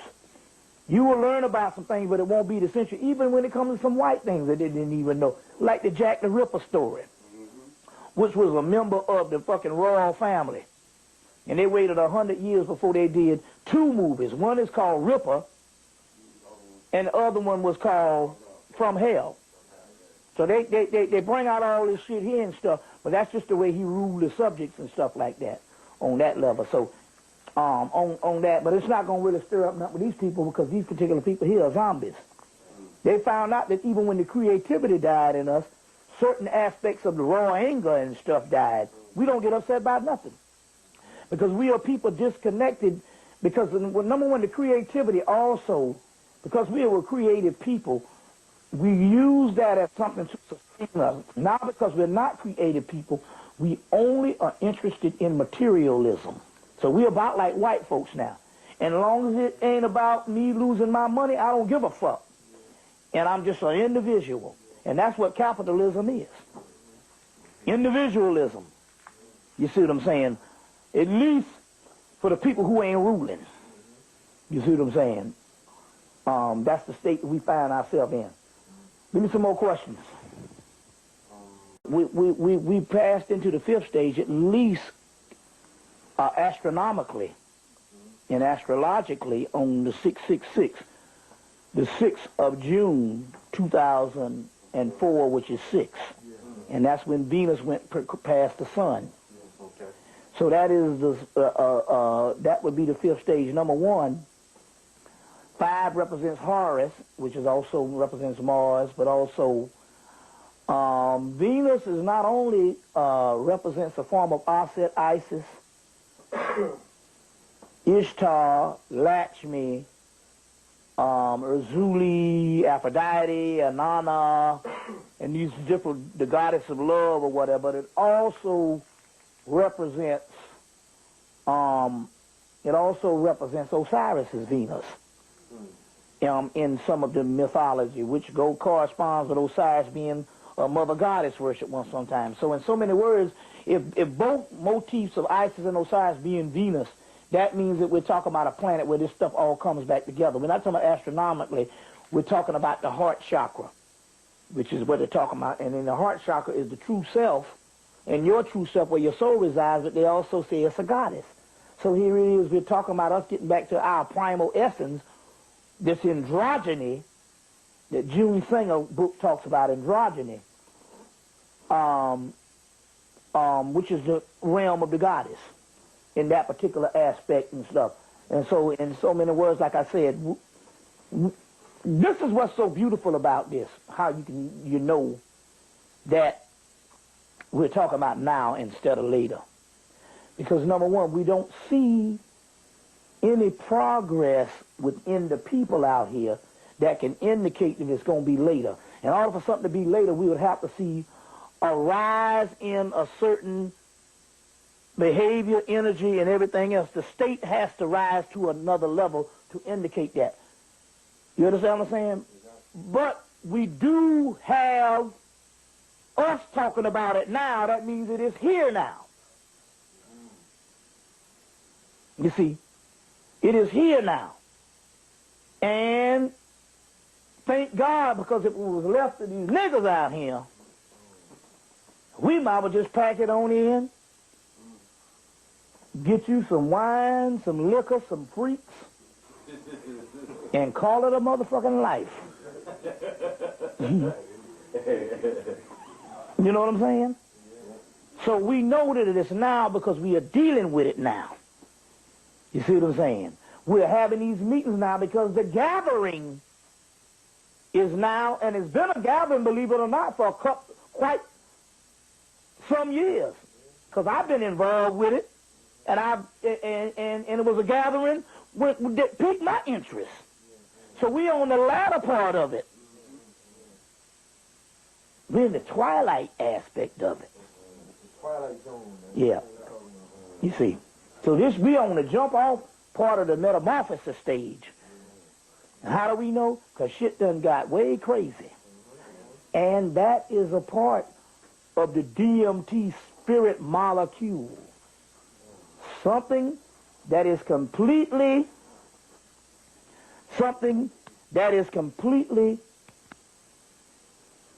insane. Well, they say, what is the insanity? What is insanity? Insanity could be what's normal, and what we call insanity could be the new creation. So our creativity is in the insanity. It's only looking at insanity in this particular realm. It's only based on perspective. But in the other realm, it's par for course. That's what's up. You see what I'm saying? So obviously, our creativity just moved to a much more severe level. It moved to the psychological level. You see what I'm saying? Which means we're not able to execute it physically, so therefore we just a crazy motherfucker. But then again, on the other hand, that's the last stage of the motherfucker just basically totally obliterating and annihilating everything. That's why the white boy told the other white folks, when this energy comes, you got to get into the zone. It's the only way you can function. Because it is totally surpassed the grasp of the physical realm, which means it's the last stage. We are now alien from our own environment, which means we are actually on the other side. It's just that the physical hadn't caught up with it, and the physical catching up with it means in actuality the physical being annihilated. And the only thing that takes is a fire inside of us, which is the ultimate purification stage of the Kundalini. You see what I'm saying? Purification stage, the Kundalini energy burning this motherfucker up, which is only a few days off in the concept of just the right knob on the radio turned to the dial to catch the right station. We so close into it until in so many words we probably talking about it in the other world, and the only thing it's playing out with is our talk is being saying something in this world, but it's only a fucking memory. Leftover residue playing itself out, and we haven't figured it out yet. You see what I'm saying? Because we haven't convinced ourselves that the motherfucker is over, because I have seen coronations going on in the other world, and I was a part of the goddamn coronations. It's just that my dream level showed it, but my physical level haven't caught up with the bitch yet. It's already over. And they call this shit an illusion Anyway. We dealing with the shit of the whole scenario. Right, it's a leftover residue. You see, it's leftover residue, a series of events that never existed. But for the mere fact my voice is talking about something that is totally alien to our surroundings, obviously we are already there. And we are creating it as we speak it into existence tonight. That's why the demiurge didn't want me to come and deal with the tsunami thing other than being fooled, people thinking it's the conscious thinking it's the white man, and the dead thinking it's a natural disaster that don't have nothing miraculous and cosmic behind it, or spiritual behind it, and still ain't catching on what's going on. But in so many words, we are speaking it into existence as we speak. When I used to say, for the last 2 or 3 years, every time I tell a motherfucking lie, a few days later, the shit come true. Scared the shit out of me. I created it. You see, I created it. It's some shit. Yeah, you ain't lying. Any more questions? More questions, Doctor? This ain't 50. Now, the last question basically topped it off for me, and I mean, that took me into the next room I need to be in, you know. Wow. All right. Basically, how can we assist this whole, being that death is our final frontier, how can we assist that through natural disasters? How can we align ourselves with these natural disasters? The natural disasters are only side effects of something that's going on the inside of us. Right. Well, right. You see what I'm saying? Right. That ain't nothing but a motherfucker farted a certain way and it came up in the ocean. Right. Or somebody had a certain nut and it came up in the ocean. Right. Or somebody did a certain dance. Those are the side effects. Right.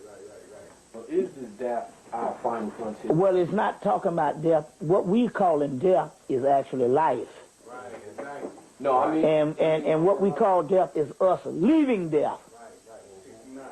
Reverse, exactly. You see. It's not death. It's waking up one damn day and the shit being disappeared. You see what I'm saying? So we're not talking about death in the aspect of what you know death to be, as far as your people bouncing around and they have left the physical body, but it's still in a state of confusion. We talking about waking up in the party room number 9. You see. All the shit that we've been partying, I don't want to get into a party. We're only doing a simulation of what we ultimately going to do. And we put the P in the party in this motherfucker. White people got to use our music to even suggest even having a party. You can't have it without something that we created. Otherwise, there ain't no party. You see. That's why they had to stop us from partying. You see what I'm saying? You know. So, we're not talking about death in the aspect. We're talking about illumination, liberation. You see. Liberation. One final question. I know I keep saying final, but you know I keep going on with this shit. You know that's why my name is Cypher. How does black people, you know, due to you know the whole bullshit, the European bullshit, the barriers that we've been over, how does black people become synonymous with death, and why is it so such a inferior label to this society, to this whole illusion of what we call life itself, period, you know? Well, it depends on what you call death. It's just like, I was into the Afrocentric thing, and I went into a metaphysical bookstore, and I saw all these books on magic, and I said, what the fuck is all this magic? And the white boy that was on the store say, depends on what you think magic is. You've been taught that magic was a series of tricks. Hand is, you know, some Doug Hennings. You see what I'm saying? So you've taken something which is tricks and illusions and named an ancient word, an ancient label of magic, which was manipulating the forces of the universe, put on tricks and shit to make it sound much more exotic, much more, you know, mystical. But magic is something totally different than a Doug Hennings and stuff like that, and all these particular people that do the little tricks. So it's the same thing with the death thing. We're synonymous to death. We're only synonymous, black people are synonymous to death when it comes to Osiris and all that and stuff, because death, again, is not what you think about the physical body. It is the ultimate form of transformation and creativity and potential. You see. You see. It's like from the nothing, you get the absolute. Because what we call something is the illusion. So obviously nothing has to be the real. That's why even the top of Kabbalah you get Ein Sara Uda, which is nothingness, but it's also limited light, a limitless light. You see. Before it was chaos, it was called Ain. You see what I'm saying? Nothingness. So that's what this thing is. Mm-hmm.